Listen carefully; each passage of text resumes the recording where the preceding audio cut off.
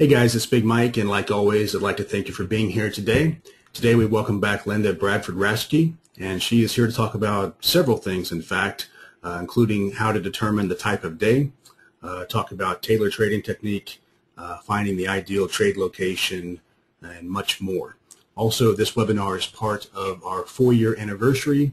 We've got 16 very special webinars all month long, 5 more to go this week, and then we're through. And during all those webinars, we've been giving away some really fantastic prizes, including this webinar. We're giving away 10 autographed books that Linda has selected. The title of the book is The Complete Works of Florence Scovel Shinn, and hopefully I pronounced that correctly. So Linda has asked that we hold questions until the end of the presentation, and then we're also going to be giving away those 10 books once we're done with that. A quick reminder that all webinars are recorded, and I will post the recording of this on YouTube sometime tomorrow. Okay, guys, give me 1 second, and I'm going to turn things over to Linda. Okay, we're ready to rock and roll.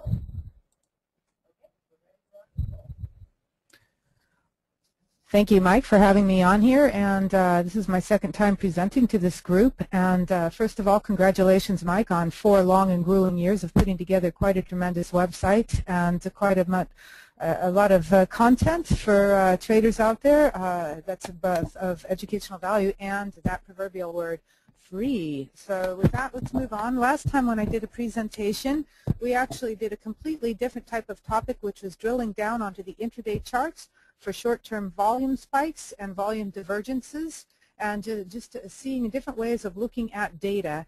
And this is for very, very short-term day trading, or possibly ideas for systematic trading execution and so forth. And now we're going to completely do an about face, and I'm going to show you what I really spend my time on more than anything, and have for pretty much 30 years, as well as the things that have influenced my trading. First, quickly, please respect all the copyright notices, because I do use the charts of the Photon Trader, CQG, and TradeStation for this presentation. Thank you all to them. Okay, so what we're going to do is we're going to start off and look at a little bit of a daily top-down approach. And what I'm going to do is I'm going to show you exactly how I do my homework and my game plan each day, and the things that have worked for me most consistently over the years. And this is what I've used for my hedge fund and my CTA since 1991. And the nice thing about it is that it's not such short-term scalping. You can actually move a lot of size on it, but you can take these same concepts and use them just for a day trade as well. So hopefully I'll show you enough pros and cons to different approaches and techniques. Number 2, exactly what I do. And lastly, thirdly, give you ideas to research on your own, because I feel pretty strongly in this business that unless you develop your own ideas and study this for yourself, it's not ever going to be of any value. And I cringe the more I've seen more and more, quote, educators regurgitate other people's information and so forth without doing the proper statistical testing or analysis, and it's doing everybody a disservice. So anyway, please, anytime you look at something, oops, I'm going to back up here, make it your own. You know, research it, see when it works, and when it doesn't work, I'll show you all my statistics and my quantitative testing. Don't take it at face value, because the markets can change at any time, of course. And when you do your own research, that's where you start to really learn the little nuances where it's going to be of value for you. So the way I start is I've always started with a 310 oscillator on the daily chart. And I'll be the first to tell you that oscillators do not model out in any of our systems or for quantitative structure, but they're extremely useful in helping highlight chart formations. And these, as you see, are very important in the big scheme of things. So if you were to Google security market research, SMR, you'd see the service. This is a charting service that I started getting in 1981. And the value of it was that we had to plot the daily things by hand, each bar by hand, and then at night I could call up on a hotline number and get this fast and slow line to plot or draw in by hand. And it was about 10 years later that I actually found out what that was, and it was this 310 moving average oscillator.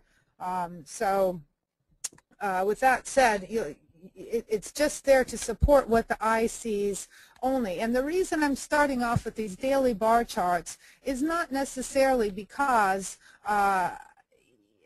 that's where the bulk of my trading is, or my work departs from, but they're very important in two ways of understanding. And the first is that, number one, the choice daily formations that lead to position trades really do not happen as often as we think they do. Okay, so there's a lot of noise in between, and that's where we're really going to drill down and look at the 2 to 3 day cycle, if you will, that Taylor highlighted.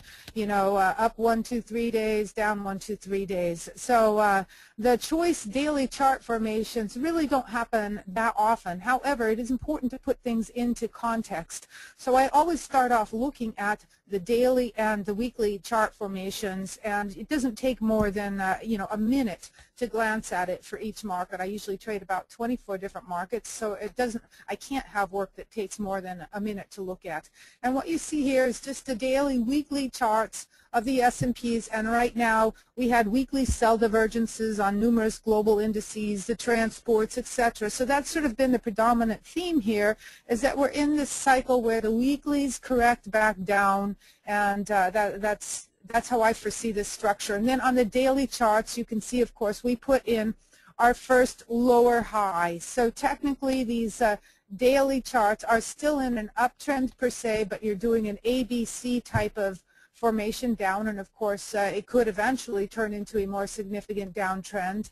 But for now, this ABC down, and we've got the weeklies also correcting back down. And something that I'll show you a little bit later on, one of the things that I really like about these oscillators is that I always monitor the slow line here. So you can see the slow line represents the higher time frame fast line. So you can see how the weekly fast line here has corrected back down.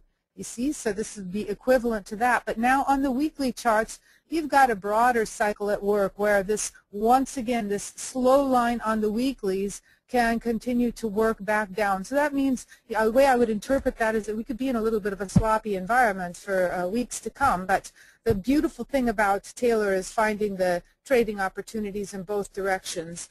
And here's another type of classic chart formation.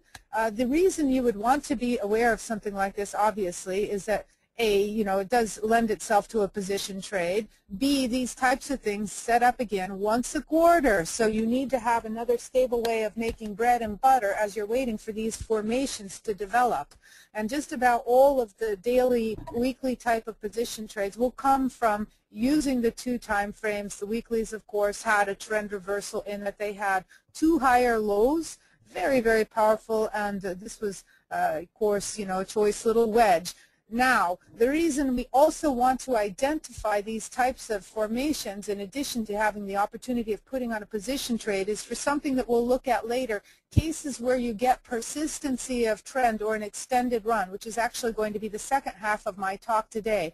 So even though I'm by nature a trader of this 1 to 2 days, 3 day cycle, you know, up and down, or looking for the buy or the sell short day type of play, I love doing the overnight trades, you know, buy one day, exit the next day, etc. The reason why it's so important to identify the cases or the points where we can have these extended runs, which are cases where you get multiple closes on one side of a 5-period simple moving average. That's how I've quantified it, and I'll show you the foundation of that in the second half of this presentation.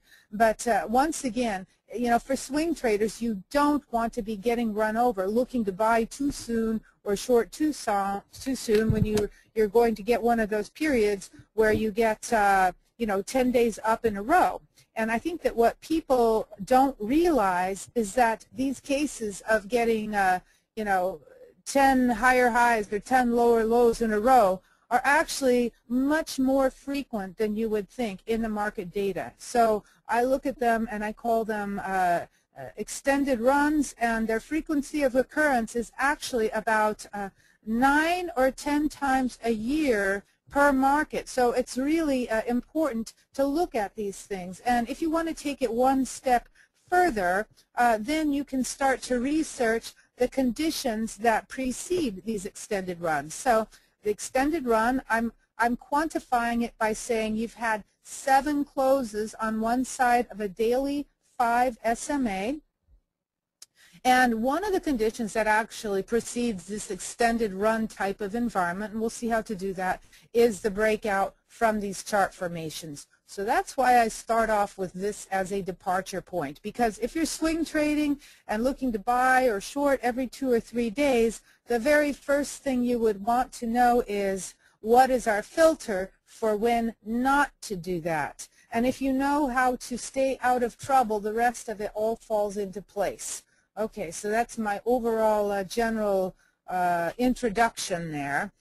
Just a few notes about the swing trading concepts. And by swing trading, I'm simply talking about one leg at a time. So you know you could have a swing trade on a 5-minute chart and it could last of duration for 30 minutes. And you could have a swing trade on a weekly chart that could last of duration for 5 weeks. So it's a little bit confusing semantics, you know, and so it's really the concept of just taking one leg at a time. So for our purposes today, we're just going to simply look at a 2 to 3 day type of time frame, which actually coincides very nicely with a 120-minute or a 240-minute type of chart. And we'll see both the pattern recognition that formed, how we can quantify certain conditions, and then lastly, how do we trade them? So several ingredients to this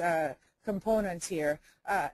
When I do my homework at night, I'm always approaching the market with a bias. Do the odds favor a high to low day or a low to high day? Because as a shorter term trader, the most important thing for you should be the trend for the day.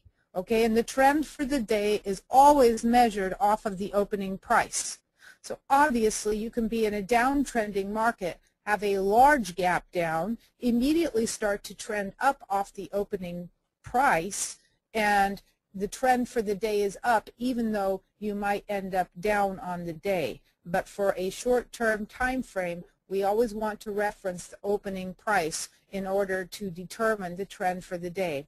And then it's a matter of alternation. Some days are rotation days, some days are in that market profile vernacular, a test and reject type of day, and then other days are purely directional biased days. So what I'm trying to do in my nightly preparation is simply keep it 2 to 3 words. Am I looking to be a buyer the next day, or am I looking to be a short seller the next day?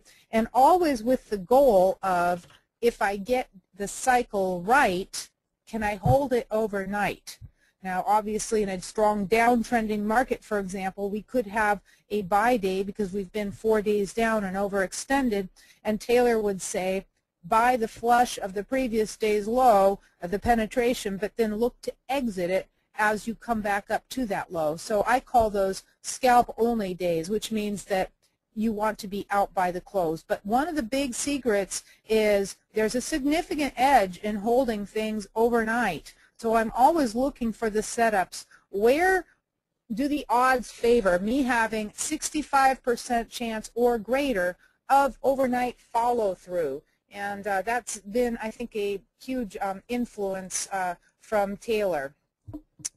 Don't worry, I think you will have all these slides later. I posted a lot of extra material if you want to go back and read them, but I just want to get through these main concepts. So in addition to those daily chart structures and you know, the little oscillator to sort of support if we're making a lower high, or if there's a triangle, or you know, a buy or sell divergence type of a longer term picture. The second thing that I use for the approaching the Taylor work is I've always used this 2-period rate of change. And I had a friend who was worked for Hewlett Packard, you know, 15 years ago, who said, you know, the reason that that is so far superior to a 1-period rate of change is something about the noise frequency signal stuff nonsense, and you can see that I'm obviously not an engineer because I can only partially regurgitate what he was explaining to me with this noise signal, I don't know, ratio and so forth. But the fact of the matter is that I spent quite a number of years testing out this two-period rate of change in assorted systems, or follow-through, or modeling with Steve Moore of Moore Research Center, and it was about the only momentum indicator or oscillator, if you want to call it that, where I did find an edge, a statistically significant edge. So that greatly influenced me, and I found that that's pretty much held up over time. The second thing is, as long as we're using this directional thing, the second thing that we model is there a 3-bar coil or a breakout type of formation where we really can't predict the direction with any certainty. And another thing that greatly influenced my trading was volatility breakout systems. And this was a pretty powerful concept for me. I remember many, many years ago, I think it was in 1991 or 1992, I had a friend, Bob Duran, who introduced me to his system, and we traded that on and off throughout the years for a number of times. And I'll tell you the pros and cons of some of these mechanical systems and what I learned from that. I learned something from every different style and system I trade. But what I learned was two things. First of all, there is a significant power in writing that range expansion. It's and capturing the trend for the day. And you have to keep in mind that where I was coming from was a pit trader in the 80s. And a pit trader is always fade, fade, fade. The market rallies, you're selling because everybody wants to buy from you, and the market's selling off, and you end up buying because everybody wants to sell to you. And what invariably happens on these trend days is that you can get buried, if you start to average or things like that. And I'm sure everybody has been there in their trading education. And so it was one of the few tools that I could latch onto that made me feel powerful, that I could capture a trend day and not get run over, but actually participate in it. And then understand the odds, because the volatility breakout system always held the trades overnight, that there is overnight follow-through more often than not. Of course, not always, but our modeling showed more often than not. So that's what I learned from the volatility breakout system. We don't trade it mechanically anymore, and I had to quit trading it for the fund because one of the drawbacks is that you just can't move any significant size when you're always entering in the direction that the market's moving, and moving quickly. And so we started to get too much friction and deterioration and slippage, and I think that's a problem with any of the large funds that try to do this trading on a 1 or 2 day type of time frame. So there's pros and cons to a lot of systems, and I'll go into some of those more. But very educational experience for me, something that I believe in, these volatility breakout systems, and understanding how to go with the market. For example, if you have a breakout of the first 30-minute bar or a breakout of the first hour's range, is something that's almost counterintuitive once you've been a swing trader and you get very addicted to looking for the turning points, and so that was one tool that actually helped us a lot. And then lastly, the other thing was this concept of the extended run. So I know what happens too is that the markets start selling, and it's very easy to say, oh, it's gone a little bit too far, it should have a reaction back up, and the odds are just so far against you. So I'll show you how I incorporate that as well with this Taylor rhythm of 2 to 3 days. So when we look at this in a little bit more detail, there's several ways that you can incorporate Taylor's work or his words, his philosophical words, into your own work. And as an aside, when I chose this topic, I did not realize that for some reason it does not seem that the Taylor book is available on the internet right now. It's a flimsy little $25 publication that you can't read half of it anyway because he's such a lousy author, all right? And I saw one copy on Amazon for a ridiculously exorbitant price, and it's just simply not worth it.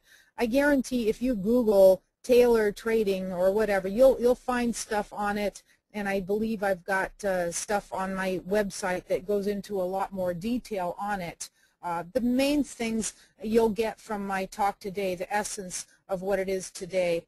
But a couple ways we can trade it is, first of all, if you do have Taylor's book or you have read him, you see that he creates his little book method, and you can do something like that totally rigid and follow it mechanically. It's tape reading on the entries and tape reading on the exits, but it's a very systematic approach to the market. And that was his way of dealing with the noise, because it was very easy to get caught up in the cross currents of 5-minute charts and 1-minute charts and all kinds of noise. And his approach was like, okay, if I just look to make one trade a day, and if I just hit that one trade a day right 50% of the time, and my wins are going to be much bigger than my losses, and I'll know when I have the wrong idea. And it's very easy to manage our trades and say, no, you know, it's not going to be a buy day today. That's what he proved through his records of his trading. The next way that you can use this, and this is the way that I like to do it, as I sort of cherry pick to a recognizable pattern. There's several key recognizable patterns that I have that I will show you. Some we can quantify and some we can't. For example, Friday's close, I had a strong signal actually to short the close of Friday because it was the day after new momentum lows on the 2-period rate of change. And so we can quantify that and say, okay, if I short the close on the day after these big new momentum lows on the 2-period rate of change, it's a huge positive expectation for a downward bias. So certain points we can quantify, other points we can't. Now there's two problems with trading little selective pick and choose things. Okay, the first is that the pickier you are about something, the trade frequency goes way down. So in other words, if I said I'm only going to trade just this one little pattern on the S&Ps, your trade frequency is going to go down because your frequency of occurrence is much lower. But on the other hand, if we're doing it across a basket of, say, 20 different markets, I find that every day I have 4 or 5, at least 6 key setups, and if I just capture 2 or 3 of those the next day, I've got a pretty consistent approach to the market. So that's one way that you can do it. Another way that you can do it is we have actually traded these in a mechanical system. The problem with a mechanical system is that you do need to use much wider stops for a system, otherwise you'll get tagged. But on the other hand, you can trade 20 different markets at once, and that's a limitation that we have to realize when we are picking our style of trading, is that we're human and you can't day trade or tape read 20 different markets at once. It's obviously impossible. So you know, all of these are things to think about your own temperament and what's going to work for you. And then lastly, let's say that we're just index traders, because I was just an S&P futures trader ever since the very first day they traded on the floor. I think that was back in 1982, I believe. And for about 8 years, I didn't trade any of their futures, only the S&P futures, and I was still trading stock options. And then slowly I added in the financials and so forth. So I had a period there where I just was doing this on the S&Ps. And back in those days, our average daily range for the S&Ps could be just 4 handles. And so you didn't really have that same opportunity or play that we have in the length of line that we have today. And you understand what I'm saying when I say length of line. That's if you took all the swings and you unfolded them into one big long string. Okay, the length of line in the S&Ps, in other words, the play that it has during the day is probably greater than most other markets. Most other markets, such as the the hogs or the beans, or even some of the softs, the sugar, pretty much are going to trade low to high for the day or high to low for the day without so much intraday opportunity as we see in the S&Ps. Okay, so let's just go on, and then we start to see some charts, and we'll put this into play. And let me just add one last time, don't take anything I say for granted. Do your own work. Don't buy another person's system. Don't listen to anybody else without sitting there and then verifying it for yourself. And there's just no substitute for doing this type of research yourself. And this is where I feel like I've really developed my edge over the years, is I've eat, sleep, and breathe this, and hopefully I can share some of these nuances that I have found over the years with you, and I know that they're transferable because I see other people taking my same work and work that I've taught at a conference or something and applying it or even teaching it and doing it consistently. So that's the important thing with any methodology, is it transferable?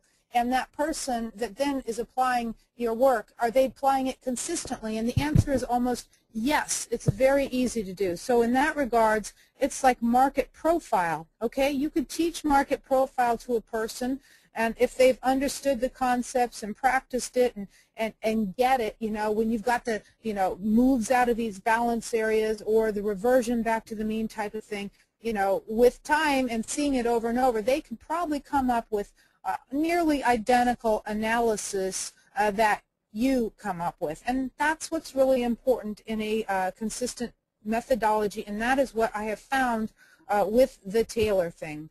So I have not seen any change to it over the years, and I'll show you some cool little things that show that even though we have 24-hour markets, it won't make a difference in the long run how we approach this. So just real quickly, we'll start looking at some charts, and what I've got here is a 2-period rate of change plotted on the bonds, a daily bond chart, and this 5-period simple moving average here, and this is just a random 20-period exponential moving average.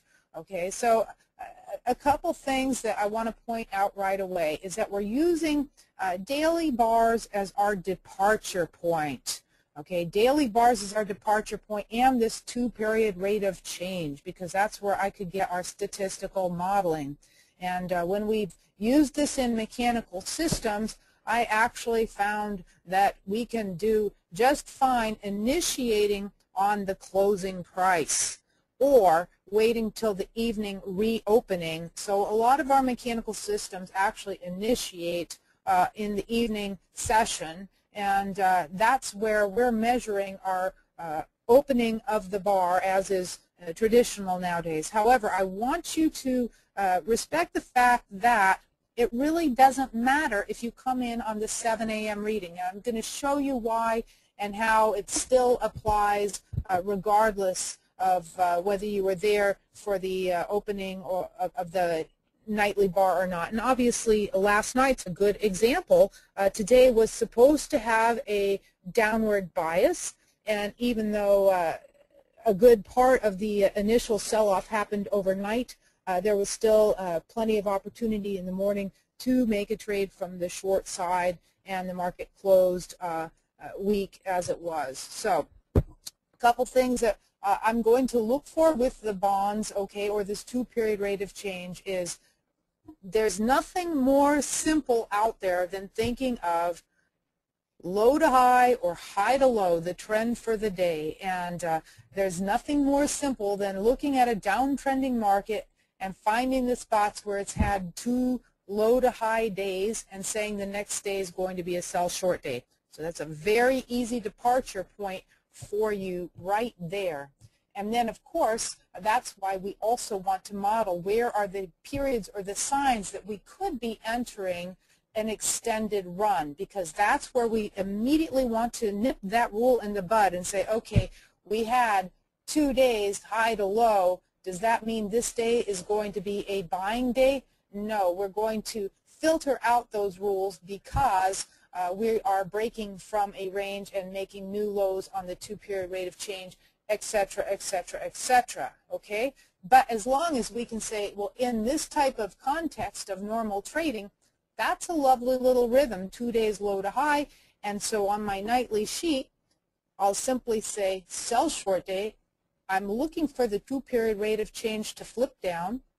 And here's the way that we modeled this with Steve Moore of Moore Research Center. I simply said, what if I went short on the close of that first flip down on the 2-period rate of change?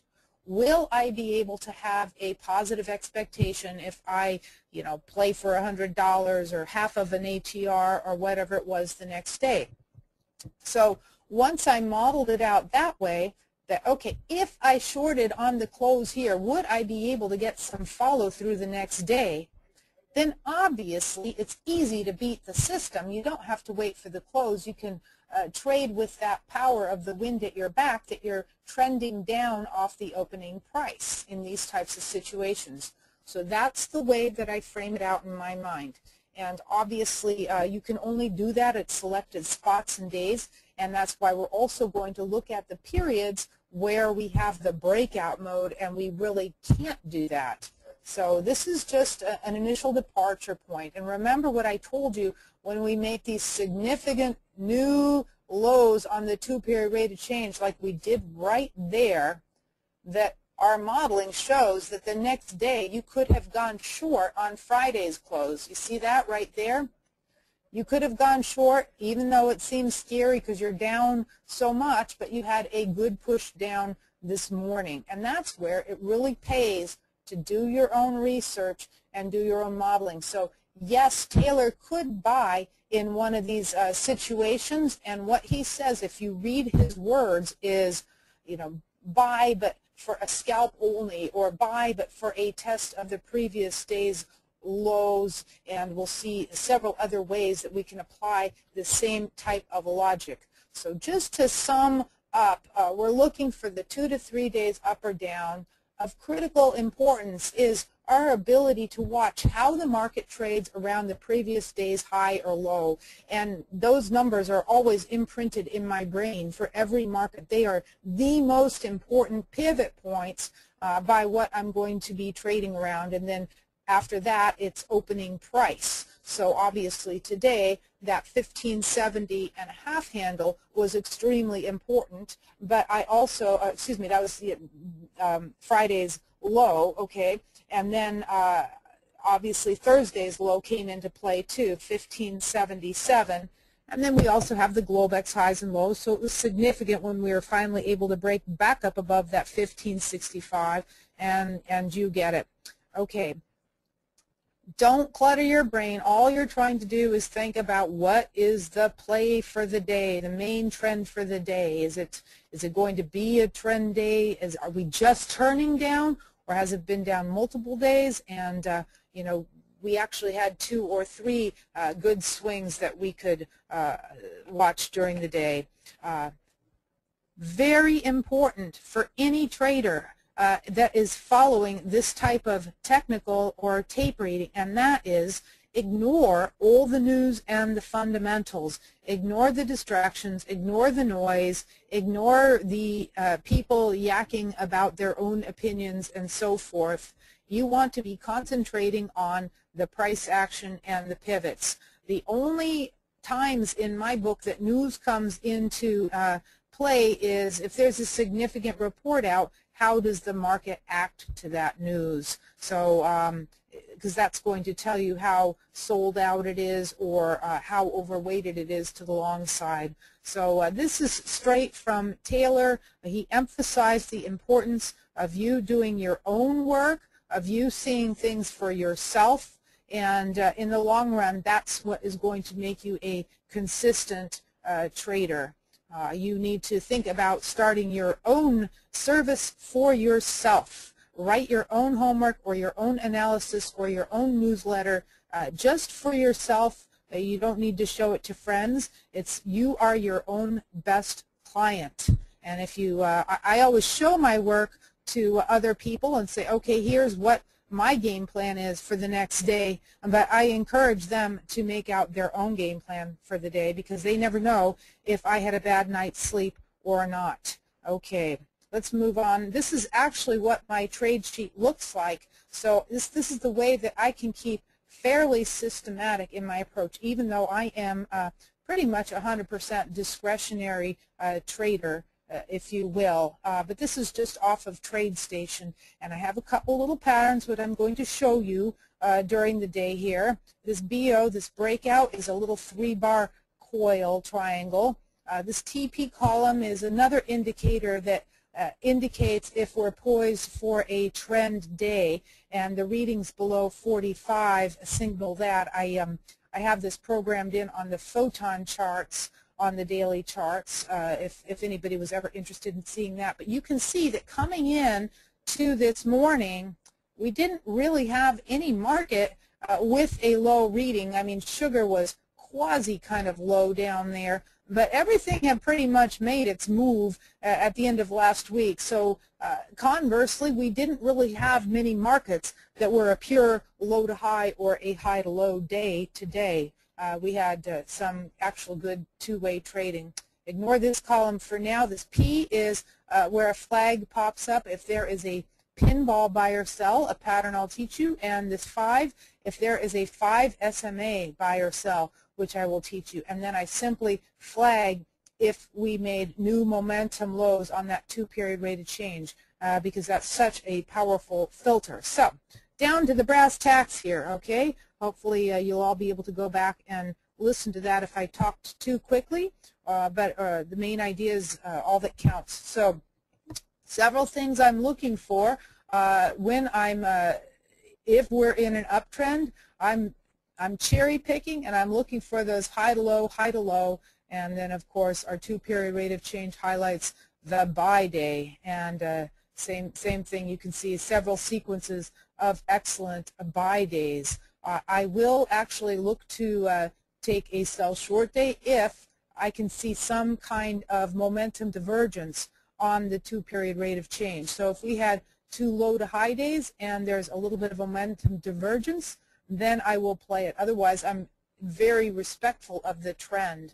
You can't quite see it down here on the chart, but probably one of the more powerful concepts that kept me out of trouble is respecting these 3-bar triangles. Now, this was actually a pattern that was brought to my attention by somebody that gave me copies of the work of Richard Dennis. And Richard Dennis spoke about this 3-bar triangle pattern when he was teaching his initial turtle class, and he was using the moves out of these 3-bar triangles as add-on points, because one of the things that made his style of trading so powerful was that when he caught a winner, he added to it and leveraged it. And so he had certain add-on points, what he would call structural points, and one of them was these 3-bar triangles. If we started making new 20-day highs after a 3-bar triangle, he would add to the position again.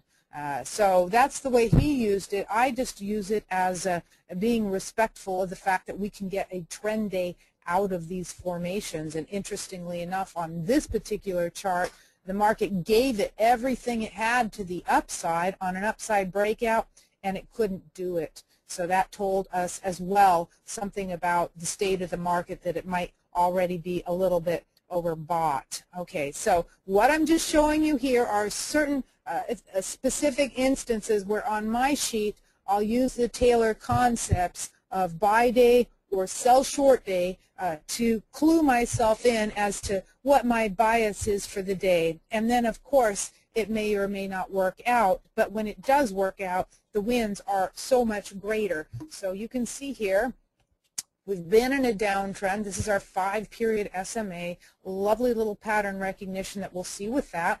And up 1, 2, low to high, and our sell short day setup. So that's pretty obvious. I'm sure you can start to get the basic idea until we form that 3-bar triangle pattern. You see, you get so that you can spot it with a lot of practice, and like I said, it's easily codable. You know, into my TradeStation, it can, you know, scan 50 markets or whatever and pop up if we've got these. Now, when we get the range expansion out of that This is probably the highest pattern that we have leading to next day follow through. So if I had been so fortunate as to been long somewhere here thinking about those volatility breakout concepts, the volatility breakout system would probably have a buy stop to go long somewhere here, just some range expansion function. They're very counterintuitive if you are a trader who likes to have control, and people who trade like with market profile or short-term bar charts like to have control. So a volatility breakout system probably is not for you, but remind yourself of the concepts and the power of the statistics behind it. So once again, you could go home long, and Taylor would say hold it overnight looking for that next day follow through. All right, so you get the basic idea. Sometimes it's a little bit like reading tea leaves, and sometimes we find with the markets they're in this perfect rhythmic swinging mode, and then other times what happens is when we start to form these balance periods or these consolidation areas after a markup or a markdown, look what happened to our 2-period rate of change here. So I find that if I start having an inside range day, see for example, here's an inside range day, or even an NR7, which Toby Crabell made that popular, the narrowest range of the last 7 days, we found when I was doing that testing with Steve Moore that the directional indication by the 2-period rate of change had no statistical significance. Okay, so for example, this could have flipped up right here, and it would say, oh, go long right here, but you can see it was a narrow range bar, so this turn up had no statistical significance. Of more important was the 3-bar breakout coil that set up here that led to the downside breakout. So once again, you know, probably 60% of the time we have this lovely readable, very easy to read the tea leaves and get our bias for the day. And then there's 2 other types of conditions where we start to get that narrowing of range and consolidation, and oscillators are useless in a trading range, or the opposite extreme where we start to get these extended runs, which I really can't wait to show you, because it's just, I think, some of my better work over the last 7 or 8 years. Now, one last thing here, these bonds, I actually had a signal to short them here after you had their up 2 days, low to high, sell short day. And here's what happened, and this is actually a trade that I did and had to redo. I did short the bonds, they tested, and they came right back up. So Taylor said, I love his rules because I've read that book so many times, it's like brainwashing me. He says, you know, if you short but the market comes back up and looks like it's closing strong, exit your position and try again the next day. In other words, if it looks like the market's closing against you and you had the bias wrong at the end of the day, you don't want to take it home overnight, because the risk is that it can still trade higher. You can always get a chance to try again the next day. And so that's what happened here. Our sell short day really set up then the next day, and we went back in, and of course, I don't know about you guys, but usually when I cover, I find that half the time I have to resell at a lower price, but sometimes I get a chance to resell at a higher price too. It doesn't really matter, because what we're interested in is that the wins are so much bigger than the losses. Okay, so here, this is our extreme case, and this actually happens a lot more than people would care to think.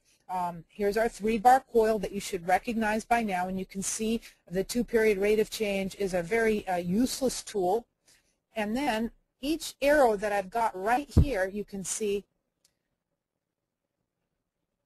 points to where the next day would be a buy day, even though this day already traded low to high, you still had more follow through. So it's just until we start to form resistance, and all of you know that support and resistance is 2 data points. So this is very powerful where we've got that slow line, remember, from that 310 oscillator, and the fast line and all of these things going up together, and that is a condition that is in the market maybe 10% of the time. All right. And just one more example here. Now this is what happens when you have an extended run, and I'm really excited to show you the modeling on this. 1, 2, 3, 4, 5, 6, 7. Here at this point we have 7 closes above that 5-period simple moving average, all right, which tells us that at that point it's statistically significant that there's a good chance of persistency of trend.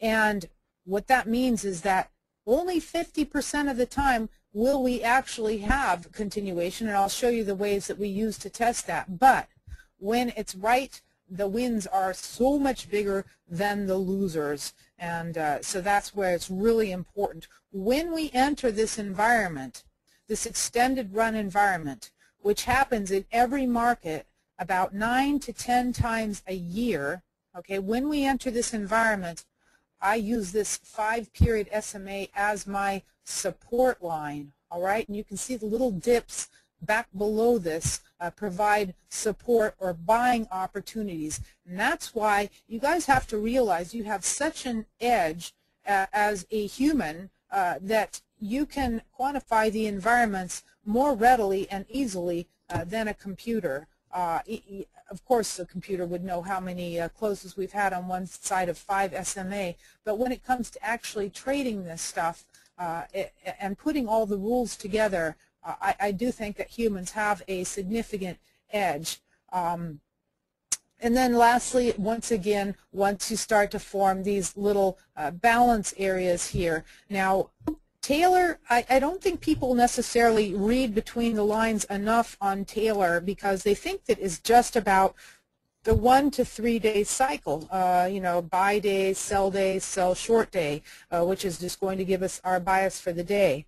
But that's not true because Taylor actually was a grain trader, and he traded with the seasonals. He was aware of the yearly cycles, and he also noticed that there were periods where you would want to be accumulating for a position or vice versa, and that's why he used his same approach to establishing positions, just looking to buy in a accumulation area, a basing area after every high to low day. He would buy a little, and he wouldn't buy his whole line, but that was his way of building a little bit of a position. And then he said, once you break from one of these trading areas, and I just simply, there's no better way than drawing a little rectangle about it. Once you break from one of these areas, let it run a couple days before looking for your sell short day, you see? So, for example, you had an upside breakout here. You don't want to risk that you've got an extended run type of environment. You don't want to just immediately look to sell because you have 2 low to high days. Just respect the fact that it's a breakout and it can go a little bit further than we think. So all his rules make total sense when combined into a simple, very, very simple, get the basic idea right type of thing. So back to the S&Ps now. If we just put it all together, you've got your 3-bar triangle, 2-period rate of change is useless. This was a much broader rectangle that we broke out from. Remember, the breakouts from the daily chart formations are what can lead to the extended runs. When I know that we're in an extended run environment, I'm only going to look to trade from the long side. And I had to do this modeling for myself, guys, not only to take advantage and capture it, but also to keep myself from trying to pick tops in the market as well. I mean, we're all human, and we all want to think, oh, geez, it's gone too far. Maybe I'll short it and see if we can come back down to that level. And, of course, you never do, and it always goes further than you think it will. So it wasn't right until up here where we started to form some sell divergences on this 2-period rate of change, you see? So now it started to enter into that 2 days up, 2 days down, more swinging type of environment. Okay, I'll just show you lastly one more little bit of pattern recognition before we delve into some statistics, and then lastly at the end of this we are going to actually look at some of today's trading and go down to the intraday charts and talk about trade location. It's one thing to have this down conceptually, and it's always another thing to put theory into practice, and part of that comes with experience, of course.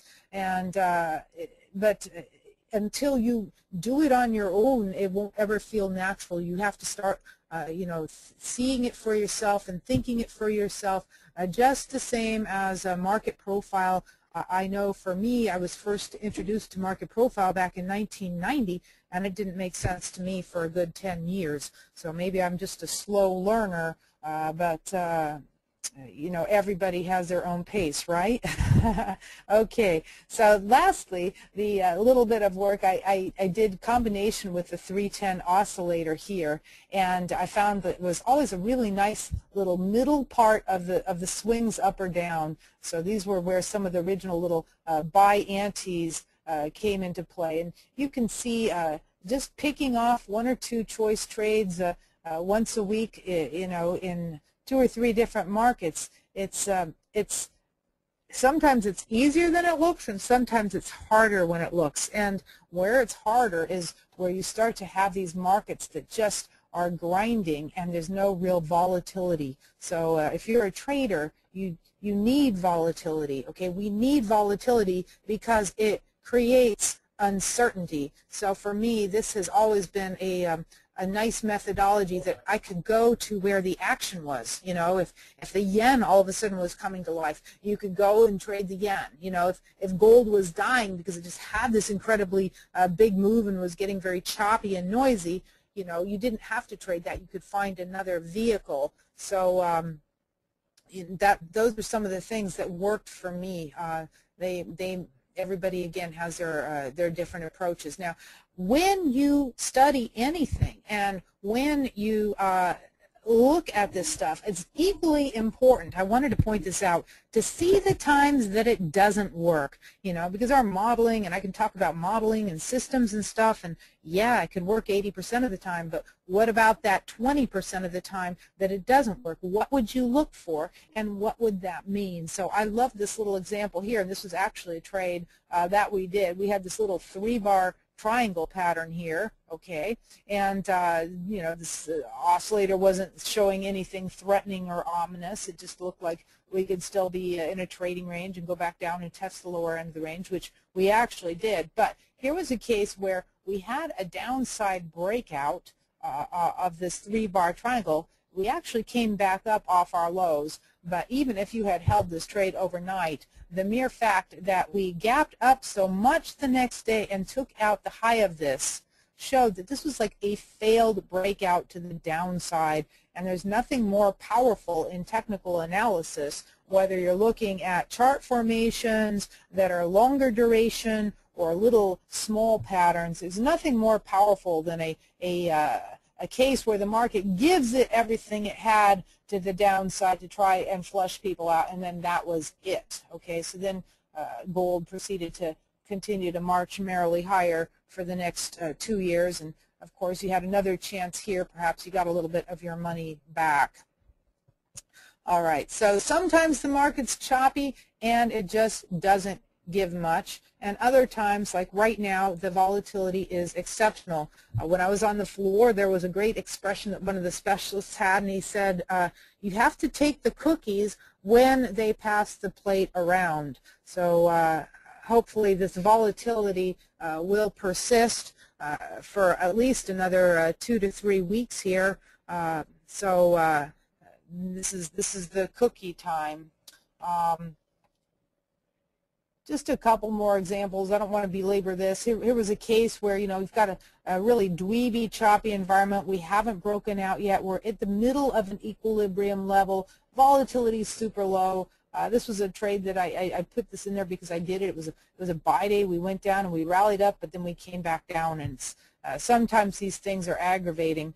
But the thing is that when you hit one right, you know, always remember that in your trading. Maybe 20 to 25% of these things can be huge wins, and that's really what we're playing for.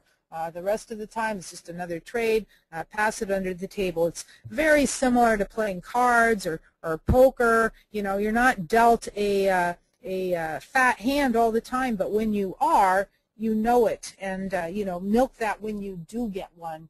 So one last trick I wanted to show you here was I like to use the slow line on the 310 oscillator. Remember, that was my moving average oscillator in the very beginning, and I like to trade the flips against that. So I'll use this as my trend in momentum. So right here on this bean chart, I have a downtrend in the momentum, and I'll be a little bit more aggressive when I get the cases where this 2-period rate of change, this is our 2-period rate of change, it rallies back up and is poised to flip down, and that's where I actually came up with the original anti little terminology. I don't know why. It was like anti it up here, but you can see a correct down 1, 2, and actual trend in momentum was positive, and so it led to a nice choice little buy scalp. So that's something that you can play around and look with for yourself. See if it does anything for you. Some of my biggest wins have come when this slow line has just turned down and I get that first sell short day flip on the 2-period rate of change. Okay, those have been probably some of my biggest 2 to 3 day trades, you know, over my trading history, and you'll see this in the S&Ps as well. So here would be the opposite case where this slow line just turned up, and here we go, boom, buy day. You know, I know that my model says to be long by the close, that I could enter on the close to initiate a position, and so therefore all you have to do is look how it trades off the opening price or short-term continuation patterns.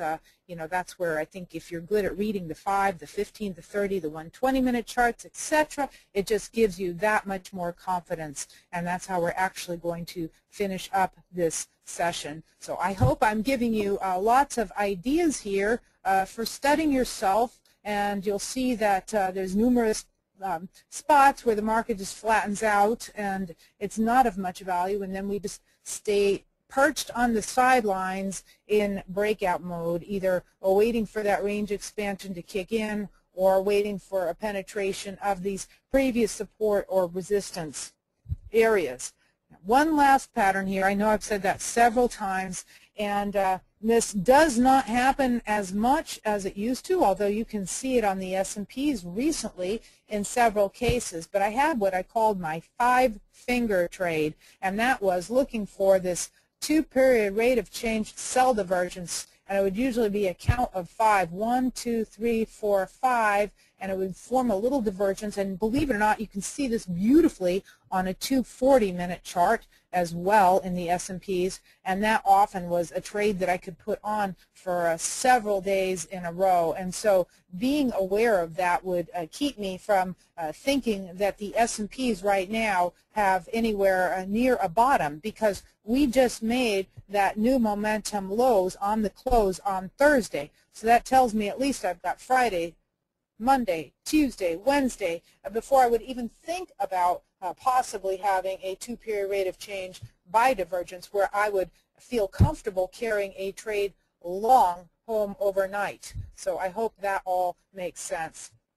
Some of the modeling now that we're going to do from a quantitative standpoint. There was a pattern that I put in the Street Smarts book called Pinball, and one thing that we did not have tested at the time, so if you test the original Pinball pattern in the Street Smarts book, it's not so compelling.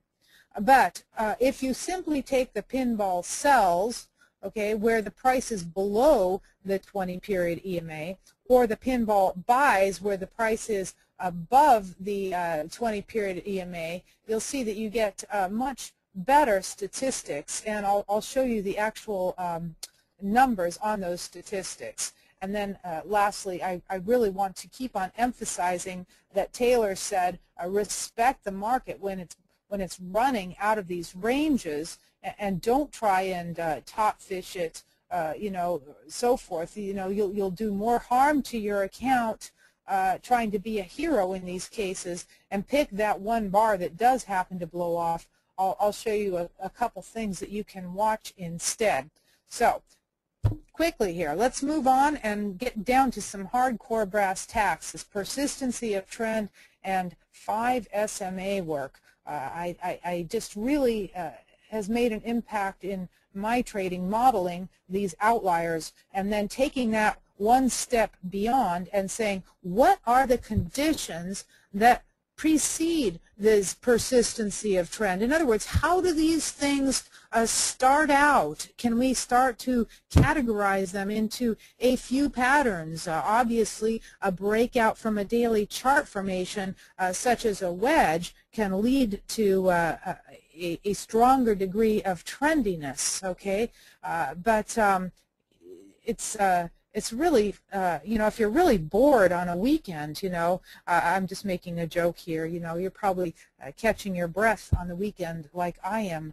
But here's what they look like. This is a simple 5-period moving average of a daily candlestick chart, no big deal. And you can see that right here, we started to have our extended run, 1, 2, 3, 4, 5, 6, 7 closes below one side of the 5 SMA. So at this point in my mind, I keep on telling myself, short the first close back above the 5 SMA. That's what I'll put on my daily trade sheet. Short the first close back above, so I don't get too caught into thinking, oh, this is a buy day, because we've just had multiple days down from high to low. You can see what a trap that would be.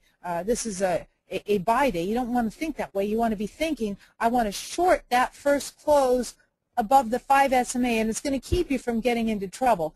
A different type of trend following model. There's other types of models that will keep you positioned in this, okay? But we're not talking about those right now. We're talking about the Taylor 1 to 2 day, 3 day overnight type of trades. So our model shows if you get that first close back above, I'll say this, the model will go short, okay? Maybe you are not shorting on the close, but you know that you've got a downside bias to trade back below and close back below that 5 SMA, and I'm going to show you the statistics on this because they're really powerful. They will make you respect this trade. Now, as always, everybody has a different temperament, and I understand some people are day traders as well, and you're not going to be holding a trade for 2 to 3 days, but at least you have a little roadmap that you've got a good confidence factor that we can go and retest back down that low. So here would be where the system went short and the system covered, and chalk one up for the system. So just a couple others, and then I'll show you the statistics behind this. We've been in the extended run to the downside. This is crude, okay? First close back above, the computer goes short, and it covers there. And here was a case where the computer actually went short right here because we had 1, 2, 3, 4, 5, 6, 7 closes below, okay? So now the computer's shorting there, and this would have been a very, very uncomfortable trade for the computer. It looks like it actually had a loss. So there's a loss there. And here's another one as well where the computer went short, okay, and by the time the computer covered, it was also a loss. Okay, I'm showing you all the losers for a reason, okay? I want you to see the statistics even in light of these losers. And then, of course, you remember what I said, that when you have these 3-bar coils here, all right, when you have these 3-bar coils, you actually want to be in the direction of this. So when I do my modeling, when I do my basic testing, I do it stripped out of any of these filters first, because if I have a model which I can then actually improve on a little bit, I'll feel that much better. See, we actually had this 3-bar balance here as well, so I'm not surprised that we got a little bit better trendiness there in that direction. Same thing here. Well, this is actually a different thing that I'm going to show you. I'll come back to this trade. This is where we enter on the close of day 7 on these extended runs. Okay, I'll come back to this in a minute. I just want to show you the stats here for this pinball. I'll show you a couple more here where you have the extended run to the upside. Okay, the computer goes long, the computer exits.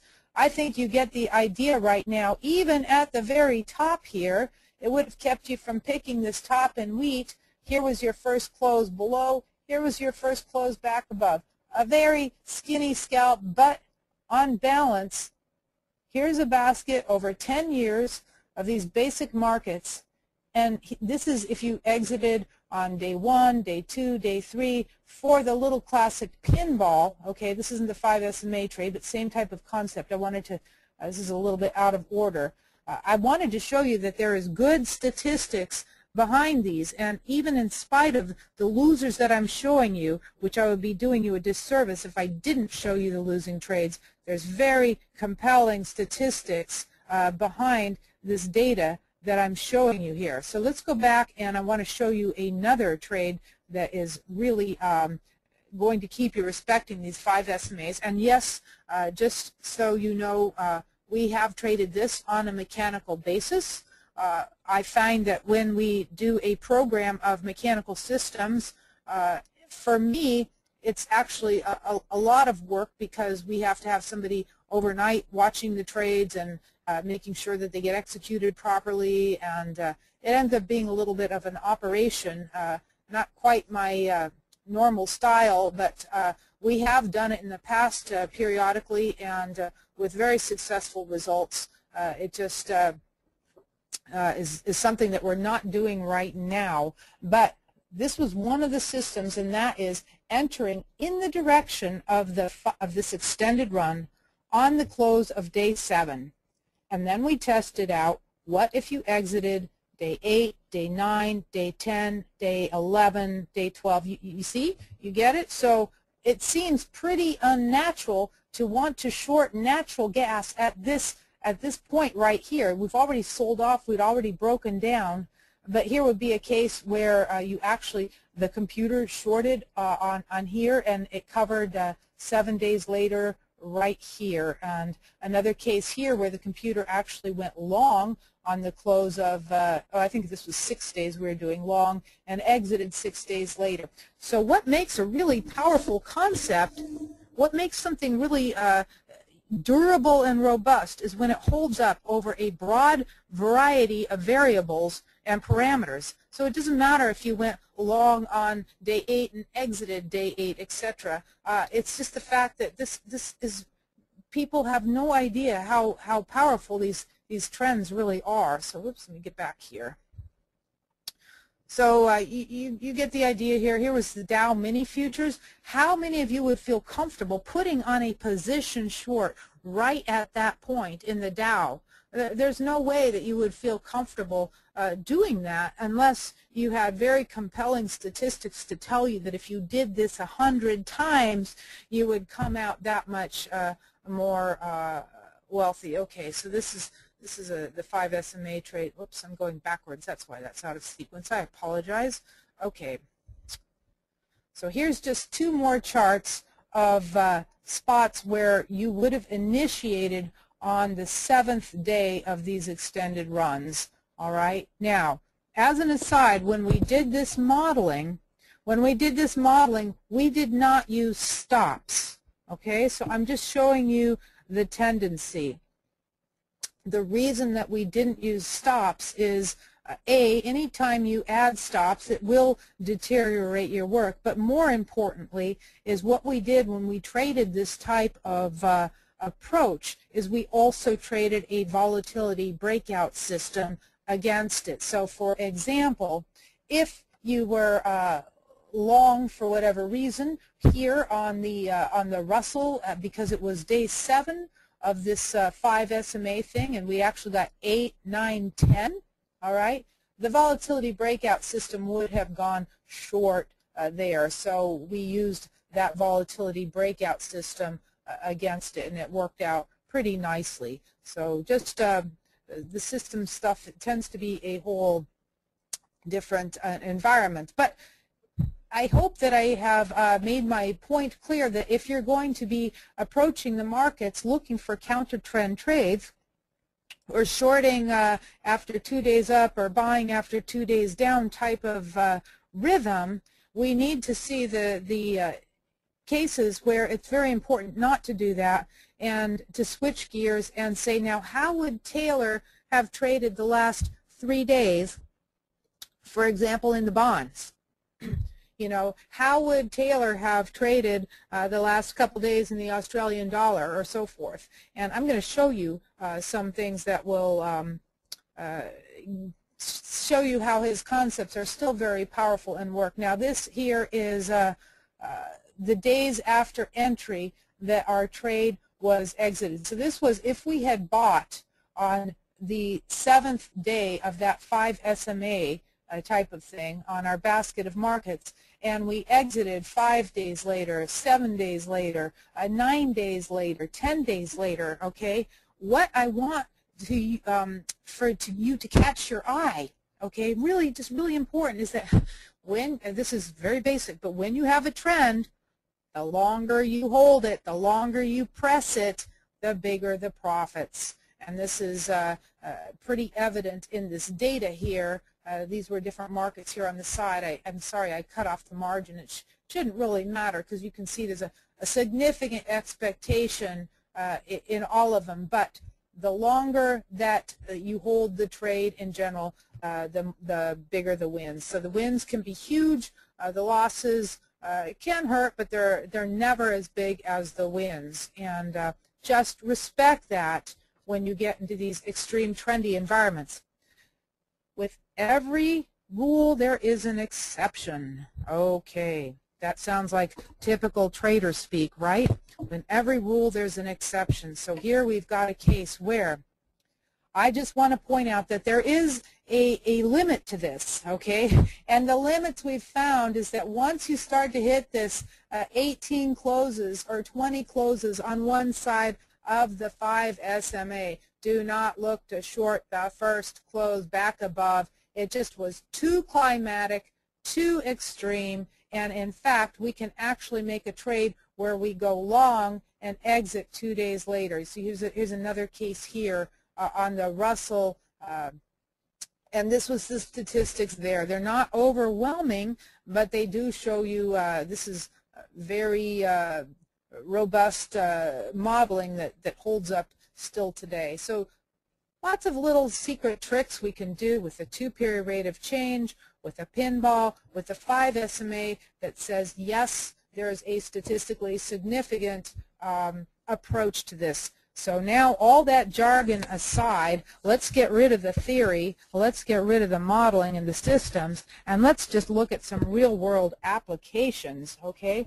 I know that many of my audience are familiar with market profile concepts, and it's been something that's just totally been brought to light more in the last 10 years. And I love Jim Dalton's very first book that he wrote that really emphasizes the price action off the opening. And that's where we can see, is it going to be an open drive? Okay, these are just very simple concepts that are powerful. Or is it going to be an open test, reject type of thing? Or auction, rotate around the opening price. And these are the same concepts that we can use with Taylor. And Taylor's ideal scenario would be where we've been down 2 days high to low, or even down 1 day high to low in an uptrending market, and we open and we have that morning test of the previous day's low, and that is your buying spot.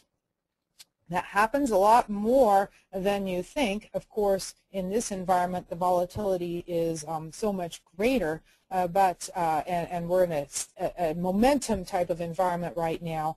But in general, the market always tests the previous day's high or low about 96% of the time. Excuse me, yeah, I got to correct that. That's the pit session low, because we can have more inside range days than that. The pit session, the previous day's pit session. But let's just look at a couple things now with real-world application, okay? Because the market profile types of concepts are so similar to Taylor. And the first is that volume is a very significant component, as you know, is that higher time frame player around. And that higher time frame player, the institutionals, are the ones that create the money flows, and that's who we really want to ride their coattails once the market's trending. So if volume's light, you're much more likely to get one of those Taylor days that's not going to close on its highs or its lows. It could be more of a market profile, auction type of day, and so forth. Okay, so I put up some examples of today because I thought that it would be fun just to see how some real-life situations unfolded, and then some of the tools we can use to work on better trade location. Obviously, the two most important pivots for Taylor were this previous day's low and this previous day's high, and so forth. And in this type of environment, you can see, look at this, see already the 3-bar coil that we had that breakout from. These 3-bar coils are very important. So we had our trend day down, and the next day, if I was coming in, I could easily say a Taylor buy day, but I'd say buy day scalp only because of this new lows on the 2-period rate of change. So if I came in and I had 2 days high to low, and I'm just doing this generically, and I said, okay, I'm looking for a buy day. I want to buy a test of the previous day's low the next day. What really happened here? What happened is that we made our highs first. So instead, the market rallied up, and you can see it was right at this point. We opened here in our day session, and we made our highs first, and then we sold off. So already I've shown you that the labels that we give today to each day are a little bit arbitrary, and that it doesn't mean that you can't short on a buy day or you can't buy on a sell short day. It just is giving you your first initial bias when you're doing your homework at night. Now, what I like to do is after these big range days, I call them Z days. So on my sheet, I would actually put a Z day, which is a consolidation day, which means that if we had sold off and flushed below this low first in the morning, I would look to be a buyer, and I would look to trade back up to that opening, to that previous day's low. And that's exactly, if you read Taylor and you see, that's what he says is when we have a deep penetration for a buy day, your objective level is just the previous day's low. So he's not looking to hold this home overnight. He would be looking to sell it back out as you come up to that low. So if you read between his lines and really understand what he's saying, it is just so basic and so practical in terms of a trader's library. And for me, I just keep on brainwashing myself over and over, so it becomes fairly automatic, which sometimes depends on how much sleep I had the night before. It's less automatic if I haven't had much sleep. So here we had 2 days. Now we have one more big down day, and interestingly, coming in this morning, this was one of the very few markets that I had a buy day on, meaning the chance for a fresh flip up on this 2-period rate of change. You see, everything else on Friday had flipped up and was in a position of the pinball cells or where it could flip back down. So on here on the right-hand side of the chart, I just wanted to show you no oscillators, no nothing. I've got the high for the day and the low for the day marked off. All right, this trade station's a little dweeby in that, like, this is the Sunday evening session. But you can see we opened here. This is Taylor's ideal scenario. We opened and we tested this previous day's low. Open test. He's got his buy day play, and then started to rally for the day. So this would be a case where you possibly have the chance of lows made first, unlike here where you opened and you rallied first. Unfortunately, for highs made first in a downtrending market is more of a short sale. And this is where you can have a little bit of, I think, edge in terms of your tape reading and these things that Taylor didn't have is almost every market this morning formed these 120 and 240 minute buy divergences, and crude just happened to be one of the more powerful ones. So that might tell you, am I going to get a little off of this trade, or am I going to get a lot? Now, I mean, crude still has this little downtrending channel, but there's lots of tricks that you can do once you're in a trade to say, how do I want to manage this? Do I want to hold it to the close? Do I want to exit it when it comes back up above that previous low, or is there a chance that there's a little bit more here on the board? The S&Ps, I'm going to show you two interesting things. I'm going to show you the S&Ps with the 24-hour data, and then I'm going to show you the S&Ps with the pit session data. I mean, because, you know, we're sleeping overnight, you have to say, well, gee, what if I wasn't able to trade at night? You know, did I miss the move? And, you know, how do we cope with that? And then I just want to quickly show you to end a little bit of time of day work, so that you understand how even if you come in the next day and there's a huge gap, it shouldn't change your approach to the markets within a Taylor framework of looking at the test of the low or the test of the high. Can we rally back up to the previous day's low? Is it a sell short day, low made first? In other words, the move already happened overnight, okay? So you get that? It's a sell short day, low made first, meaning that maybe we were looking to short it on the when we did our evening analysis, but golly, you know, we come in and Europe got bonkered, and the S&Ps are gapping down. You know, what if it's a sell short day, but we make our lows first, and there's actually a chance to play for the long side. So blue line is our opening price, and obviously you can see the opening price is always that evening opening session, and you had this technically, by the way, here on our computer model and on my trade sheet was a 3-bar breakout. Okay, so you see this 3-bar breakout coil, 3-bar triangle. That's where the high is lower than the 2-day high and the low is higher than the 2-day low, and it forms these wicked little formations where you can get these big trend moves out of them. So so coming in to today, we had already had, I knew that we had this short on the close because it was up one day in a downtrending market on this. That's what the model said. And then here was our morning flush down. There was still a chance, even here was the evening session, okay, so the evening session, you can see we opened up there and sold off from last night. There still was an opportunity on the pit session to trade the short side. You can see where we reopened up here, and there was still a downward bias to the day. Let's go down to the intraday charts, though, and you can see that we still had those same type of rhythm that every market did with the 240-minute buy divergences.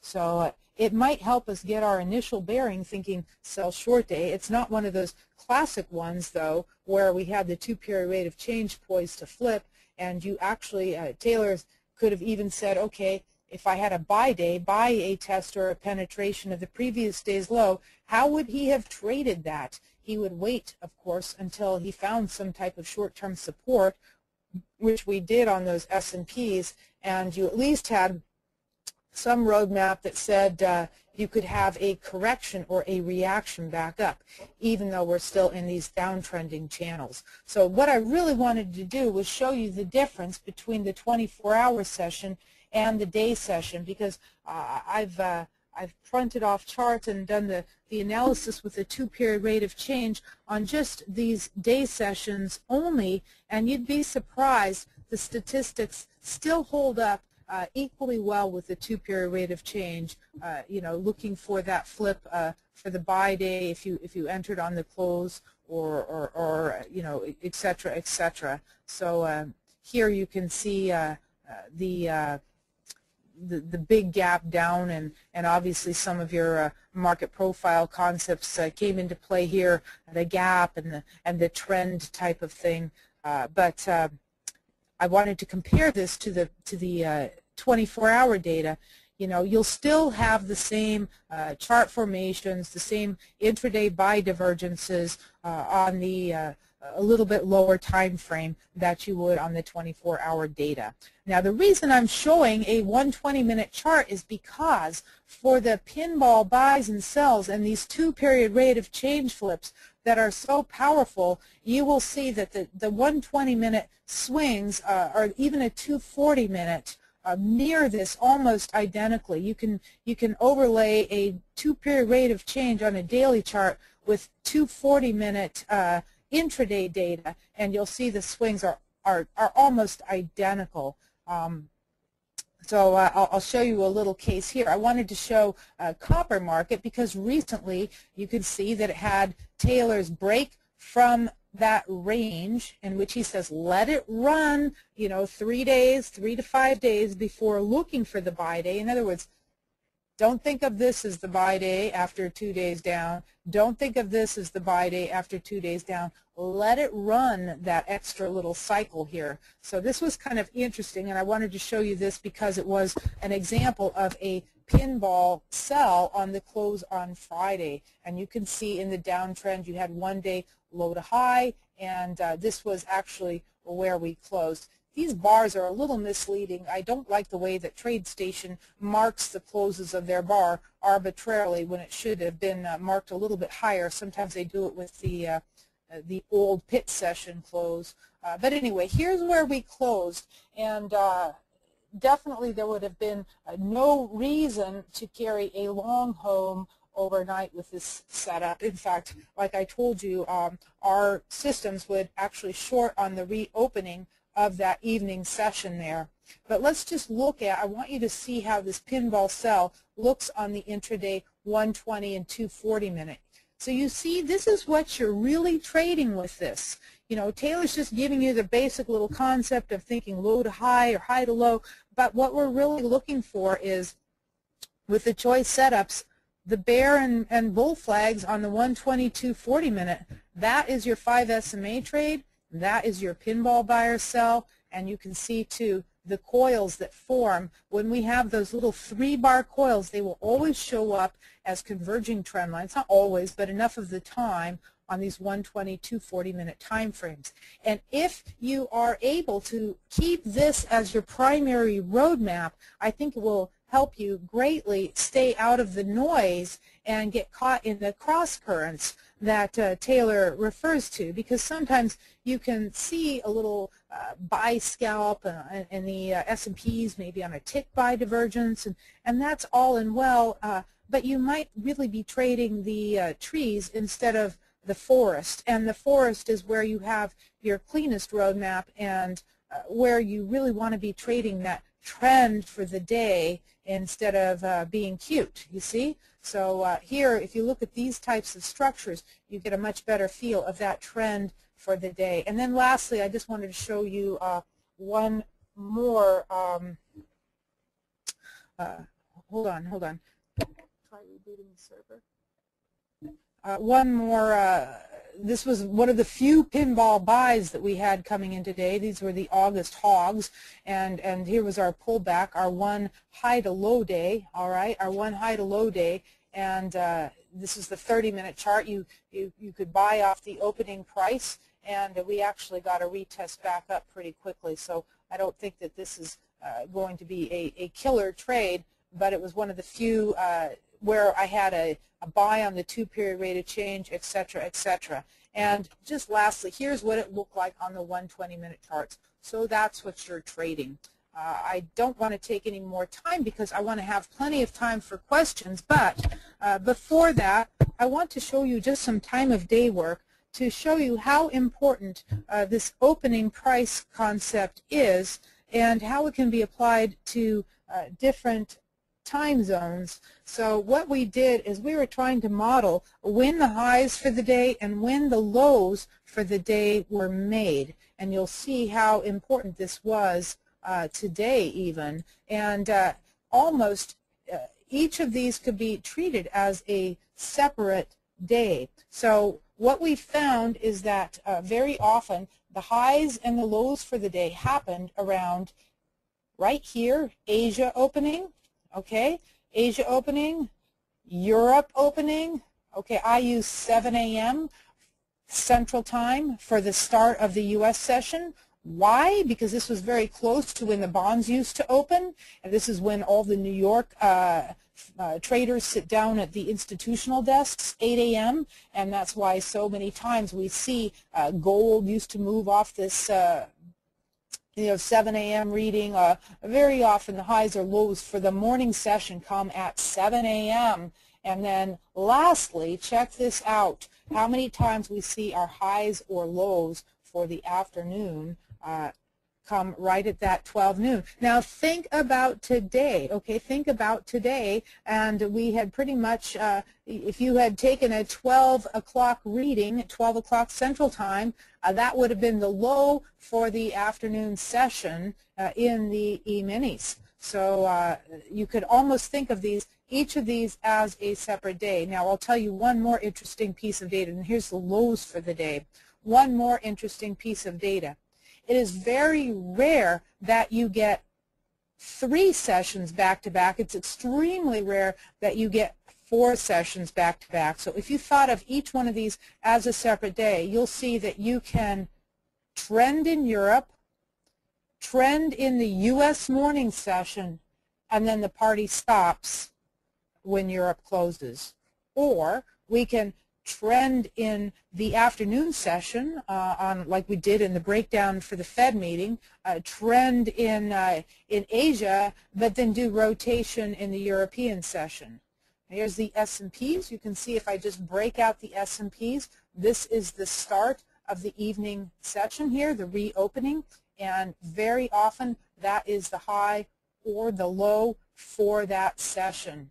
So that's why if you come in and you think about the 7 a.m. reading with Taylor and then testing that overnight low, you can apply the same approach, using the Globex lows. I still prefer to use the previous day's high or low and so forth. But that's just a last parting shot there. So with that, I know that I covered a lot of material, and I was really trying to present a lot of concepts for you. And let's see here, I just have to find out now where the question box is. Hey, Linda, I can read the questions to you. So if anybody has questions, now's the time to go ahead and start typing those out. And Linda, I just want to make sure you can hear me. Okay, so I believe I don't think so. I've got plenty of time for questions and answers, and I'm going to let Mike handle this. Yeah, can you hear me, Linda?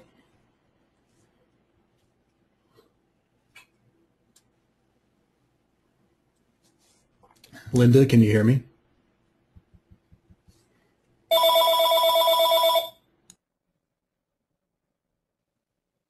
Hang on one second, guys.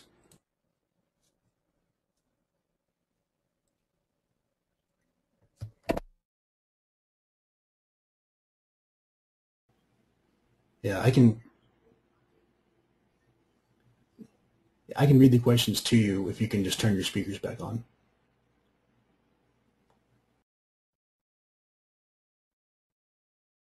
Okay, can you hear me now?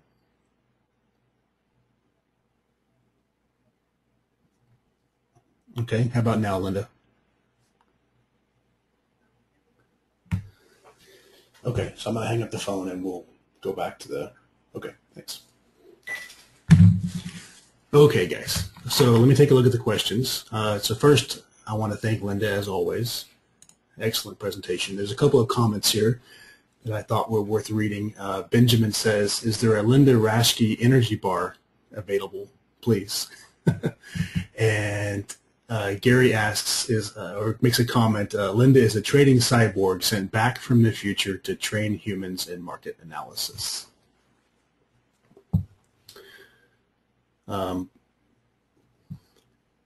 Let's see, let me look for questions here. And Linda, I don't know if your mic is on because I'm not hearing you.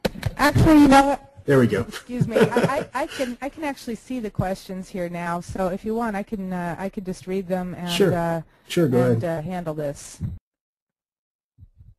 So first of all, the first question is, hopefully I answered it in the talk. When I look for yesterday's high and low, am I looking at the day session or the 24-hour period?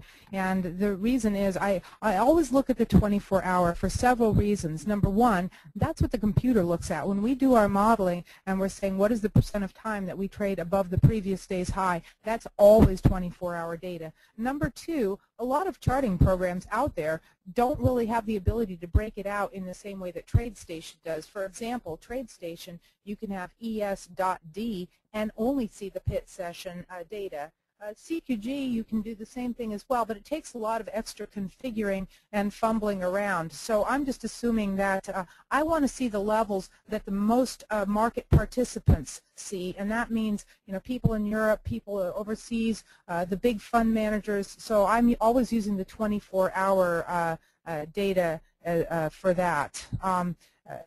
There's another question for foreigners. What is a pinball? And a pinball is simply a little way of, it's actually a 3-period RSI, 3-period RSI of a 1-period rate of change. And it was just a goofy little thing that we published in the Street Smarts book of a way of quantifying when you had a reaction in a very strong trending market. So pinballs are going to be most significant as showing us that, hey, there's a little reaction up here in a very strongly trending market, because otherwise there's just not so many ways to have a concrete signal to get into those.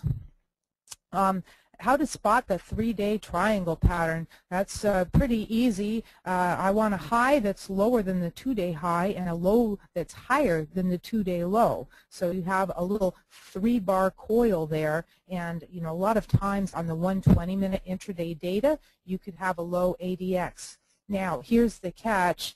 It's nice that we can actually flag these, but what's even more important is just think about having 3 bars of overlap. Sometimes you actually get not a perfect little 3-bar triangle, but I know that people that look at market profile like to call these 3-bar balance areas, and a lot of times the moves out can be very trendy. So it's the basic concept there.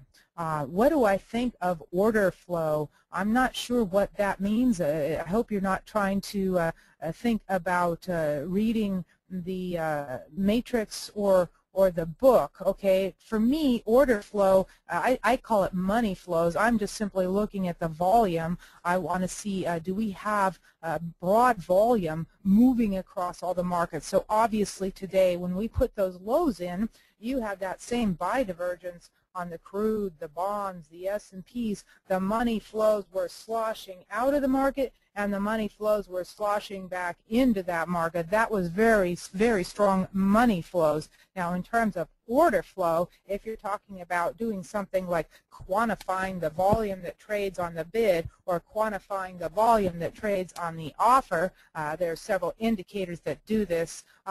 In our work, we found out that 95% of the time it's just basically correlated with a momentum divergence on any oscillator. And think about it, on the first flush down, everybody's like, get out the door, and it's hit the bid, hit the bid, hit the bid. Now, once the low has been established and you have a reaction up, think about it. Everybody knows that there's buyers that came in at that previous low. So when you go back down for your retest, of course you're not going to have that same heavy order flow, hit the bid, hit the bid, hit the bid, because now we know there's a well-defined low, and you'll actually start to get some buying or even short covering coming in on those. So I think that you can just see the same thing on a little basic momentum divergence, and you'll also see volume divergences and stuff like that. So I don't try to read the order flow. I'll just try to read the price action on a very basic level. Last trade. Do the Taylor and the 5-period SMA methods also work on a 1-minute chart, or tick charts. I don't use a 2-period rate of change on any of my intraday data. It's just too noisy for me, but I bet you could see some cool things on the hourly charts if you wanted to explore that. You know, hopefully there's just lots of ideas here that you can explore. The 5-period SMA is a really nice, sweet little indicator or guideline in a super strong trending market. Yes, it does work on 1-minute charts or tick charts, you know, in terms of, you know, your pops above that might be your only shorting opportunities that you get. You know, just make sure that you're not approaching an area where you do have buy divergences forming or so forth. So let's see here. Side 14, the breakout of the triangle afterwards, would you have traded a buying day highs made first short setup? And I have to smile at this because that's exactly what it's like trying to read this Taylor book. Buy day highs made first short sale. It sounds like a mouthful, and I'm not sure if this was the only vernacular that this poor man had, but I still find it effective. So yes, there's room to trade on either side with that crude, you know, where we had the rally back up in the morning session. I think one of the most important things, today is of course an exception, but that Taylor made a point of saying is that the morning tests are the strongest trades. Fading a morning move is such a stronger trade than fading an afternoon move because the markets can be trendier in the afternoon. So that's a tough play, looking for a buy day high made first if that high is coming, you know, later in the day. All right. In one of your results tables, coffee showed as a loss over every single test period. You know what? That's one thing about modeling, and that's what tells you that it's good modeling, is that it's not optimized, and it could just be that the coffee market was a very noisy market for that pattern. And honestly, over all our years of modeling, I've seen things be just noisy and dweeby, as I call them, for 5 or 6 years, and then all of a sudden it'll come to life and be a fabulous trading market. And then sometimes some of the most fabulous trading markets that were the greatest statistics, natural gas used to be one of them, all of a sudden changed their character a little bit. And now the natural gas is coming back to life again as perfectly killing them on the models. So I think everything cycles, but you want to see, you know, 85% of them have a positive expectation, and then you're on to something. And you know, coffee is one of those markets that has definitely had super hot streaks for trend-following systems, and then super losing thrash whipsaws for trend-following systems. So somebody asked, I mentioned a coil, and I'm not familiar with this term. A coil is just simply where I refer to a lot of price bar overlap, and you know, you can put the converging trend lines up on a 120-minute type of time frame. You know, this copper coil here, just think about it fluctuating around a central value area, and that's another little market profile concept. How is the gap down resulted from overnight session play in your daily entries? And gaps are great because there's all kinds of pattern recognition and testing you can do with that. First of all, is it a gap below the previous day's low? Once you do gap, you can start framing out what is that first 20-minute bar, or what is that first 30-minute bar. Usually if you have a big gap and you take out the high of that first 20 or 30-minute bar, or the low of that first 20 or 30-minute bar, you'll have some follow-through. So what I like to do is where we have these big gaps in the pit session, honestly, I use the DAX. I use the DAX 60, 120, 15-minute charts because it provides a little bit more of a continuous roadmap. And interestingly, today when the S&Ps were pushing down, that DAX was not making lower lows. It was not breaking. So I like the intraday charts on that, and I like the intraday tick charts. So it'll still give you a good continuous feel for, do we still have continuation patterns or not? You know, it's you want something, you know, with this Taylor stuff. For me, it's like, just give me an initial bias. Give me something to look for. A lot of days it just, it doesn't really pan out to anything. And but it does keep you looking at the previous day's high or low. It's a great guideline if you just trade the S&Ps and you just trade the index futures. I mean, that's what I only traded the index futures with it, and I traded them every day off of Taylor. And for me, it was just, it kept me over trading. It kept me from over trading, and it kept me from with a nice bias on the days that we're working. It was really a great tool for, when you had a winner, to stay with it a little bit.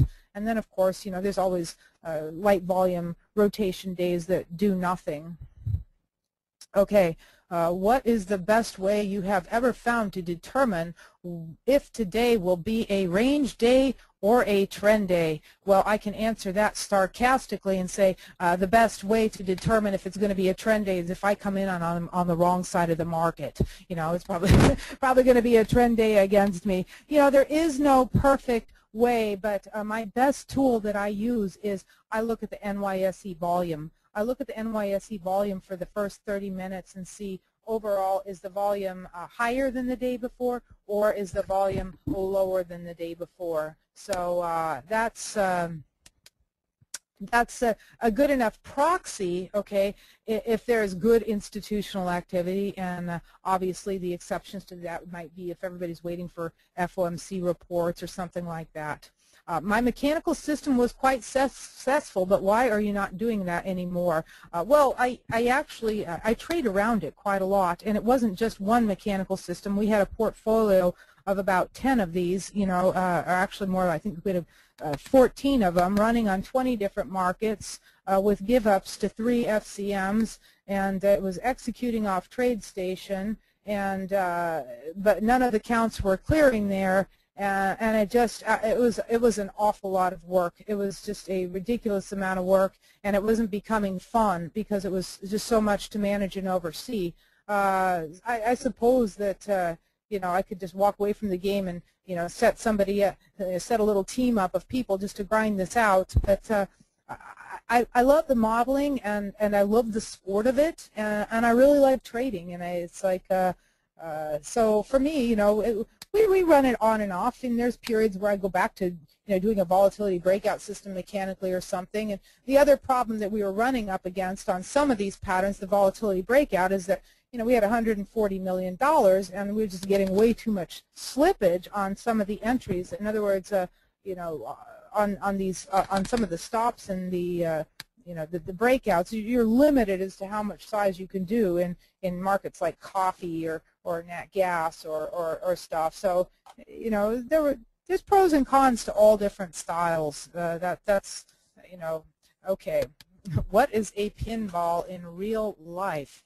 A pinball machine, Tommy the Who, I guess everybody has little video games now. Nobody knows what a real good pinball machine is, but yeah, that's one thing I've always wanted in my own little library of, or my own little collection of pinball machines. I get all the ones that we used to play in college. Okay. How do you navigate through the many strategies you use and decide which strategy is suitable to apply to a specific trade? That's where it's helpful just to think of, is one of these indicators or these patterns going to help give you guidance as to the trend for the day? Seriously, if you could do just fine analyzing or looking at a 120, 240-minute chart at night and looking at the swings on that at night. You can connect them and do the pattern recognition on that. It's just that when I first started out reading Taylor and modeling this stuff, we just didn't have that many sophisticated tools. I didn't even have a TradeStation or anything. It was pretty primitive back in those days, and that's why it did work. I could keep some stuff by hand, and it just kept me focusing on the important things. If we were trading high to low or looking for the little reversal in the swing. So if I reduced it down to a very simple concept of looking for the reversal in the swing every 2 to 3 days, one 2 to 3 days you're looking to trade from the short side, and the next 2 to 3 days you're looking to trade from the long side, and you have to use that as a departure point and then say, well, where are all the points that it's not so wise to take that approach. And I think that you could do the same with any method. You know, if you're looking at market profile, you're definitely going to put it in a context of, are we in a trending or markup period, or have we entered a bracketing environment where it's a trading range, and it's going to behave differently in those types of things. Just again, the slow line on the 2-period rate of change indicator that you saw on that slide way back was the 310 oscillator. I'm just going to put this first slide up. I don't even know if I'm still on here or not. But you can see the slow line is a 16-period moving average of the difference of the 3 and 10 period simple moving average. I did not come up with this. It's just what was used by the security market research charts that I originally started trading with. And it just took me a long time for my eyes to kind of figure out the pattern recognition here, and it's just something that I've gotten used to. Oscillators are not a perfect science. There's a lot of noise in them. They don't test out mechanically, but that slow line is very smooth. It's a lagging indicator. In other words, the market's going to turn before it does. But I love looking for the cell divergences on the 310 oscillator when that slow line is poised to flip down, or vice versa. The bands that I use on my chart are actually Keltner channels. Somebody was asking if they were Bollinger Bands or Keltner channels. Keltner channels are just simply an average true range function. And for my purposes, I just found out that they test out a lot better. They model out better than Bollinger Bands, which are standard deviation functions. But you can still get an edge using those as well. Do I have a favorite thread on Big Mike's Trading Forum? I have to confess, I bet you there's good material on all the threads.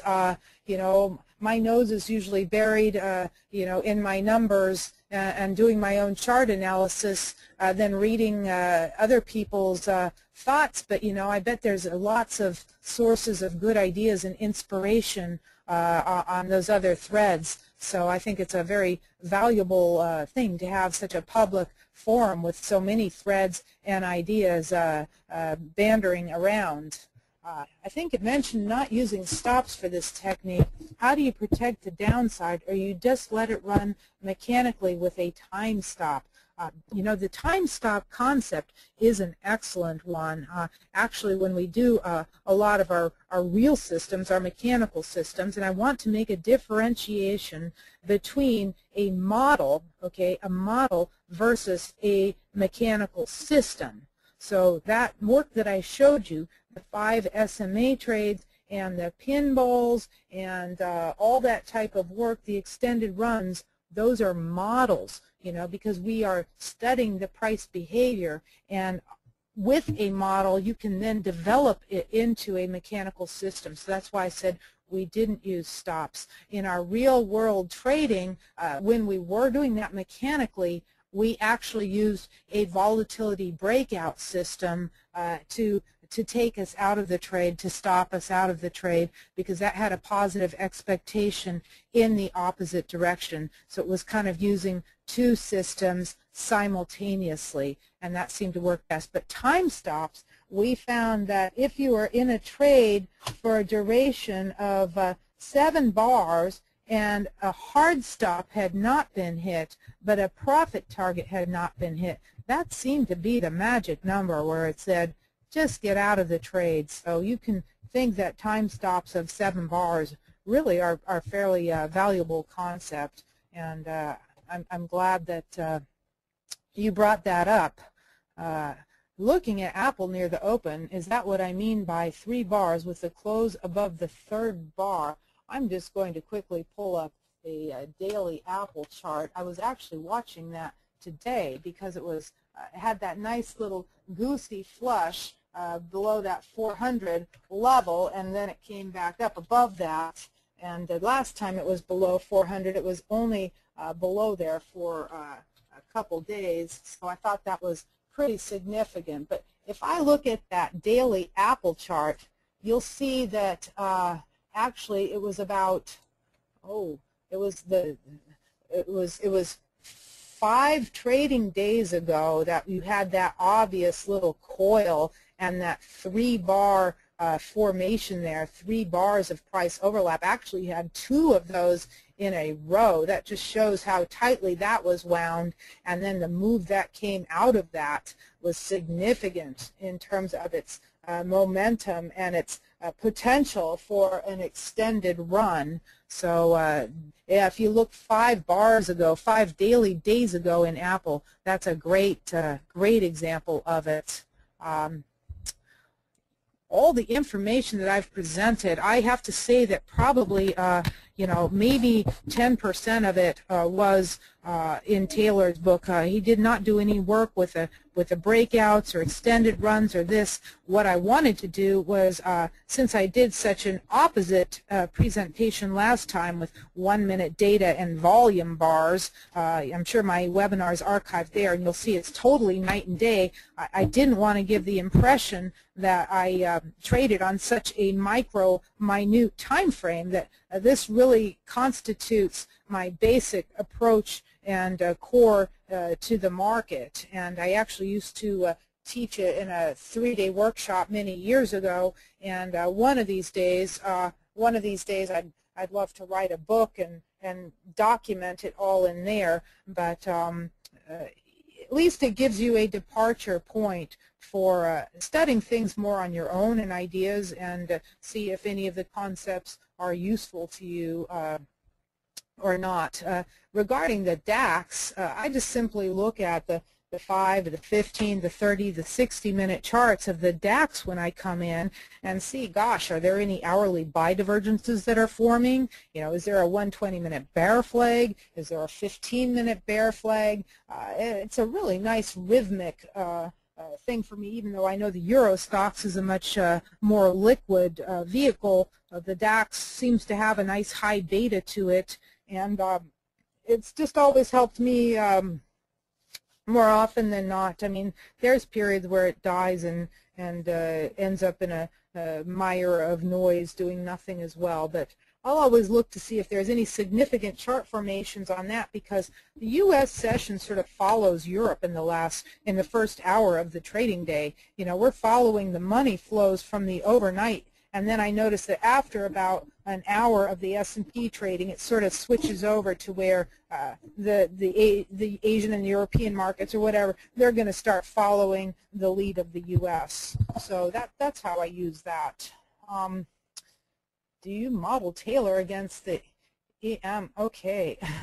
Again, yes, QE definitely has had an impact on the volatility of the market and the degree of trendiness for the market. But with that said, it still shouldn't change your approach to analysis.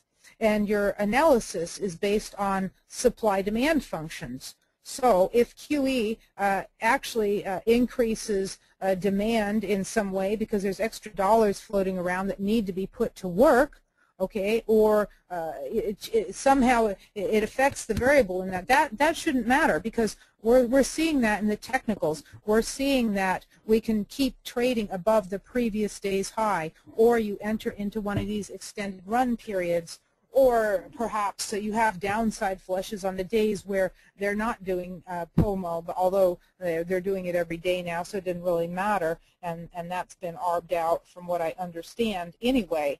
But you see, it doesn't matter. There's always going to be Arab Spring or implosion of Europe or a Japanese tsunami, or there's always events. There's always tinkering with the markets. They're never pure free markets, but regardless of that, and regardless of the news, and regardless of the fundamentals, you still have basic supply-demand factors during the day that are going to create lows for the day, that are going to create tests.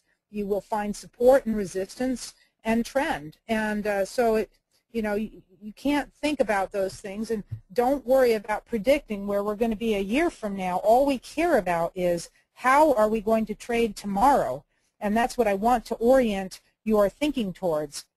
How are you going to trade tomorrow? What are you going to do in the S&Ps tomorrow? Are you going to look for a retest of today's lows tomorrow and just start off with that as a basic departure point? And if there isn't anything and you start to have those little 3-bar coils, are you going to look to get on board if it looks like there's a trend day unfolding? Are we getting the increase in volume and the range expansion and the short-term continuation patterns? So just keep it simple. And I know I presented a lot of information, but the worst thing that I could do would be to do something that caused brain fry. That nobody needs brain fry when they're trading and doing analysis.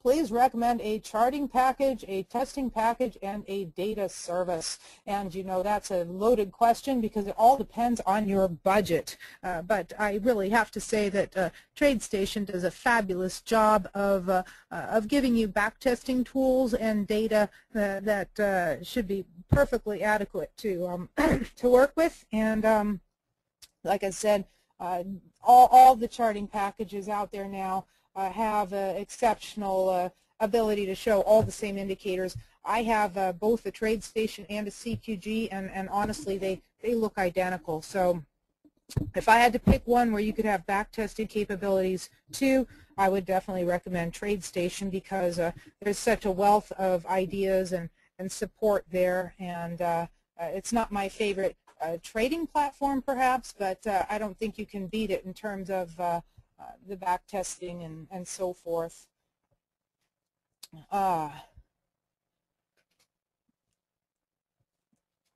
do I get copies of today's slides? I think that I do believe these webinars are archived. I have to just.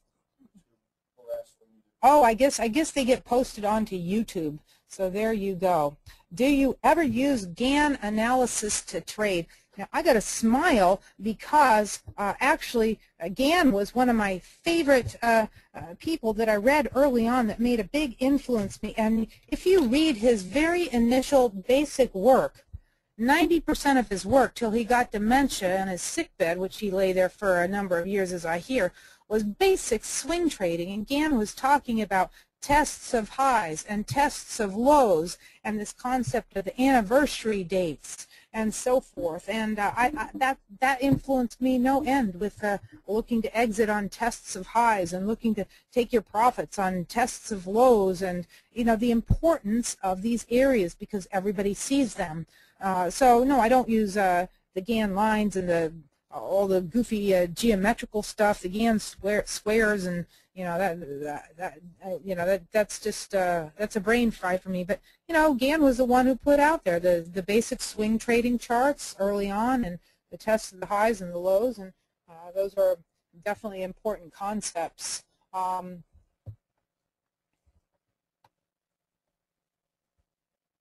Somebody wanted to know if martial arts help with a good mindset for trading, and honestly, I think anything, gardening's a good one. I ride horses now, or playing tennis, or working out at the gym, or walking the dog. Just do something to clear your mind so that you can be fresh the next day.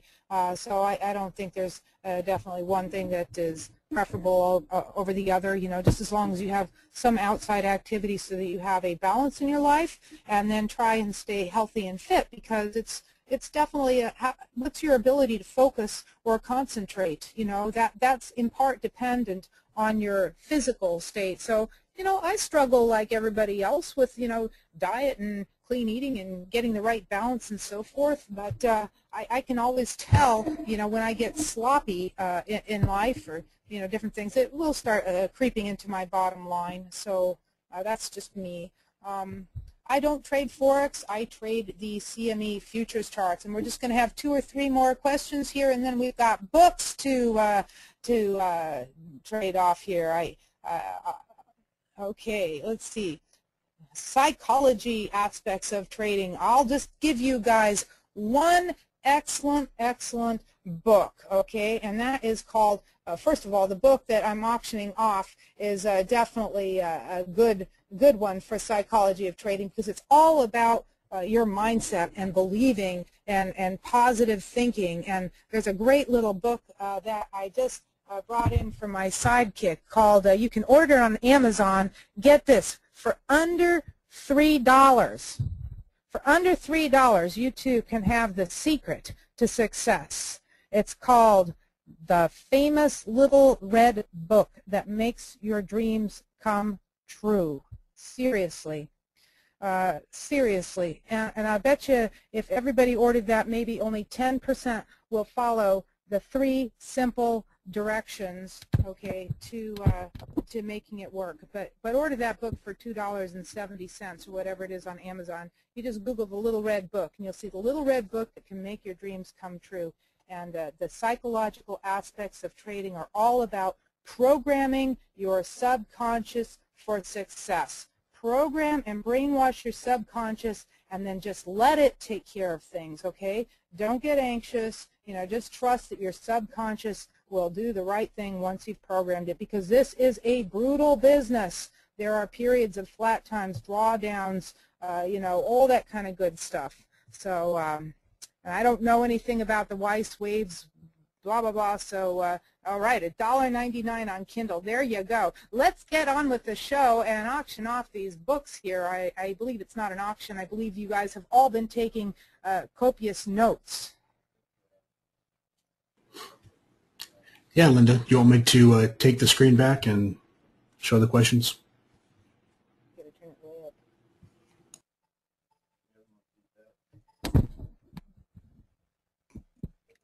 I think I had a request to repeat that.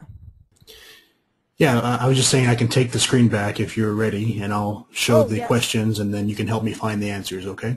Okay. So I'm going to put up the PowerPoint with the questions right now. And guys, if you are one of the winners, then I'm going to ask you for your BMT username. That way I can get a hold of you when the webinar is done and get your contact info so we can get the books to you. So just have that ready. And so Linda's going to pick the answers. I'll just read the questions. What is meant by extended run? There you go. 7 closes on one side of the 5 SMA. Sol A. Okay, good job, Sal. And I need your BMT username. And I guess we should probably mention, because I forgot to, that this is for autographed copies of a book that Linda selected titled The Complete Works of Florence Scovel Shinn. So that's the book Linda selected, and that's what you'll be winning today, guys. Okay, let me write down Sal's username. Okay. Go into question 2. What is the most important pivot to measure the trend for the day?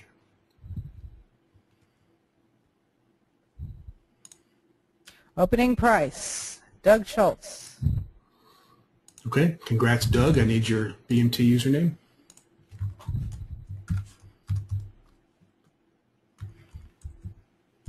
Okay, and here comes question 3. Extended runs or persistency of trend becomes statistically significant after how many closes on one side of the 5-period SMA? There you go, 7. Derek Wong. Okay, congrats, Derek. Need your username, please. Okay, let me write that down. Okay, question 4. What are the drawbacks about running a mechanical system?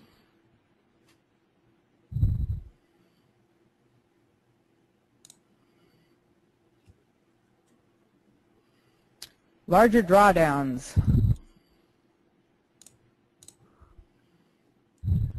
Okay, so is that Jim? Peter. Yeah. Okay, so Jim, I need your BMT username. Yeah, inherently you have to have wider stops. Okay, so just waiting for, all right, there it is. And question 5, what are the pros about running a mechanical system?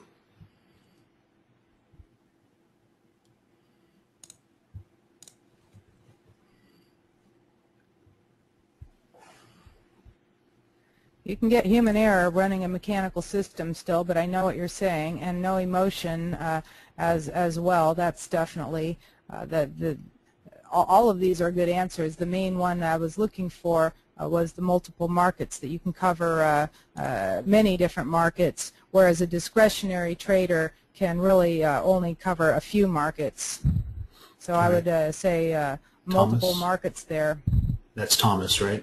More markets. Thomas Lejack. Okay, so Thomas, I need your username. Congrats.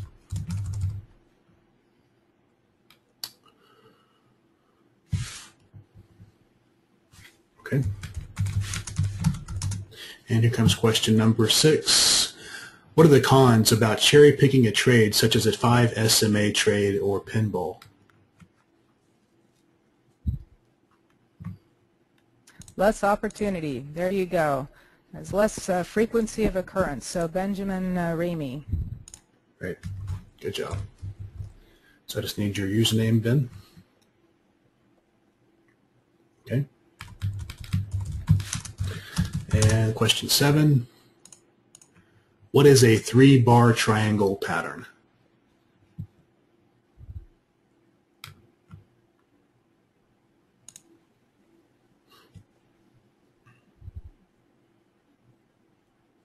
There you go. Higher high than 2 bars ago and lower low than, whoops, got that vice versa. Higher low than 2 bars ago and lower high than the last 2 days. So Jill got that.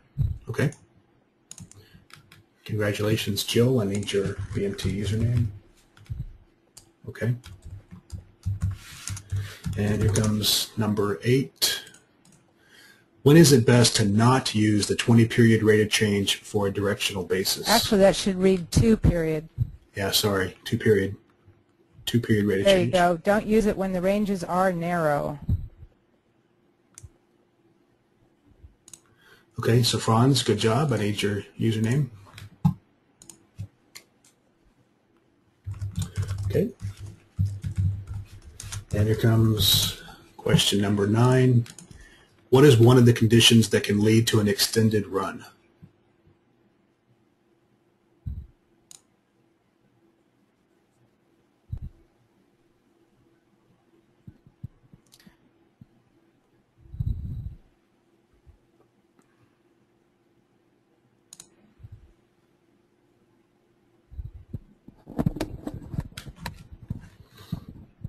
Okay. I was looking for a breakout of a chart formation. Breakouts of trading ranges are one proxy, but Franz, you don't need 2 of these books. Trust me, you only need 1. So then I would have to say that one actually pattern that does test out very well is when you've trapped one side on a previous failure. That works good for big chart formations, but that's a good concept. Having the false breakouts in one direction can lead to better breakouts on the other.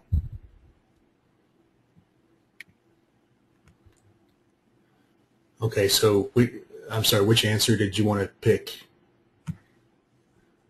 Really get a chance and study, like when you do have nice chart formations such as wedges and triangles on the daily chart. Sometimes they unfold over 2 to 3 weeks, and those can just lead to some killer moves. So Linda, which person did you want to give the book to? Oh, let's see, the trap side on a previous failure there. David, okay. I think was. Okay. That's something also that Wyckoff actually talked about, the springs and up thrusts where you have those false breakouts. Okay, congrats, David. And here is the last question. Why did Taylor look to hold trades overnight?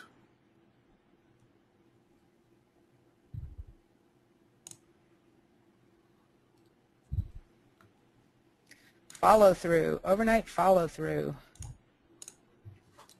Okay, so I think that's Shrikinska. I hope I got close on that. I need your BMT username, please, and congratulations on winning a book.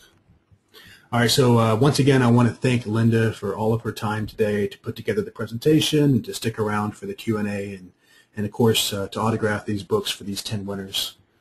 So thanks, Linda, and I hope to see you again. Thank you, Mike. Sorry for keeping you around so late, but glad everybody stuck it out.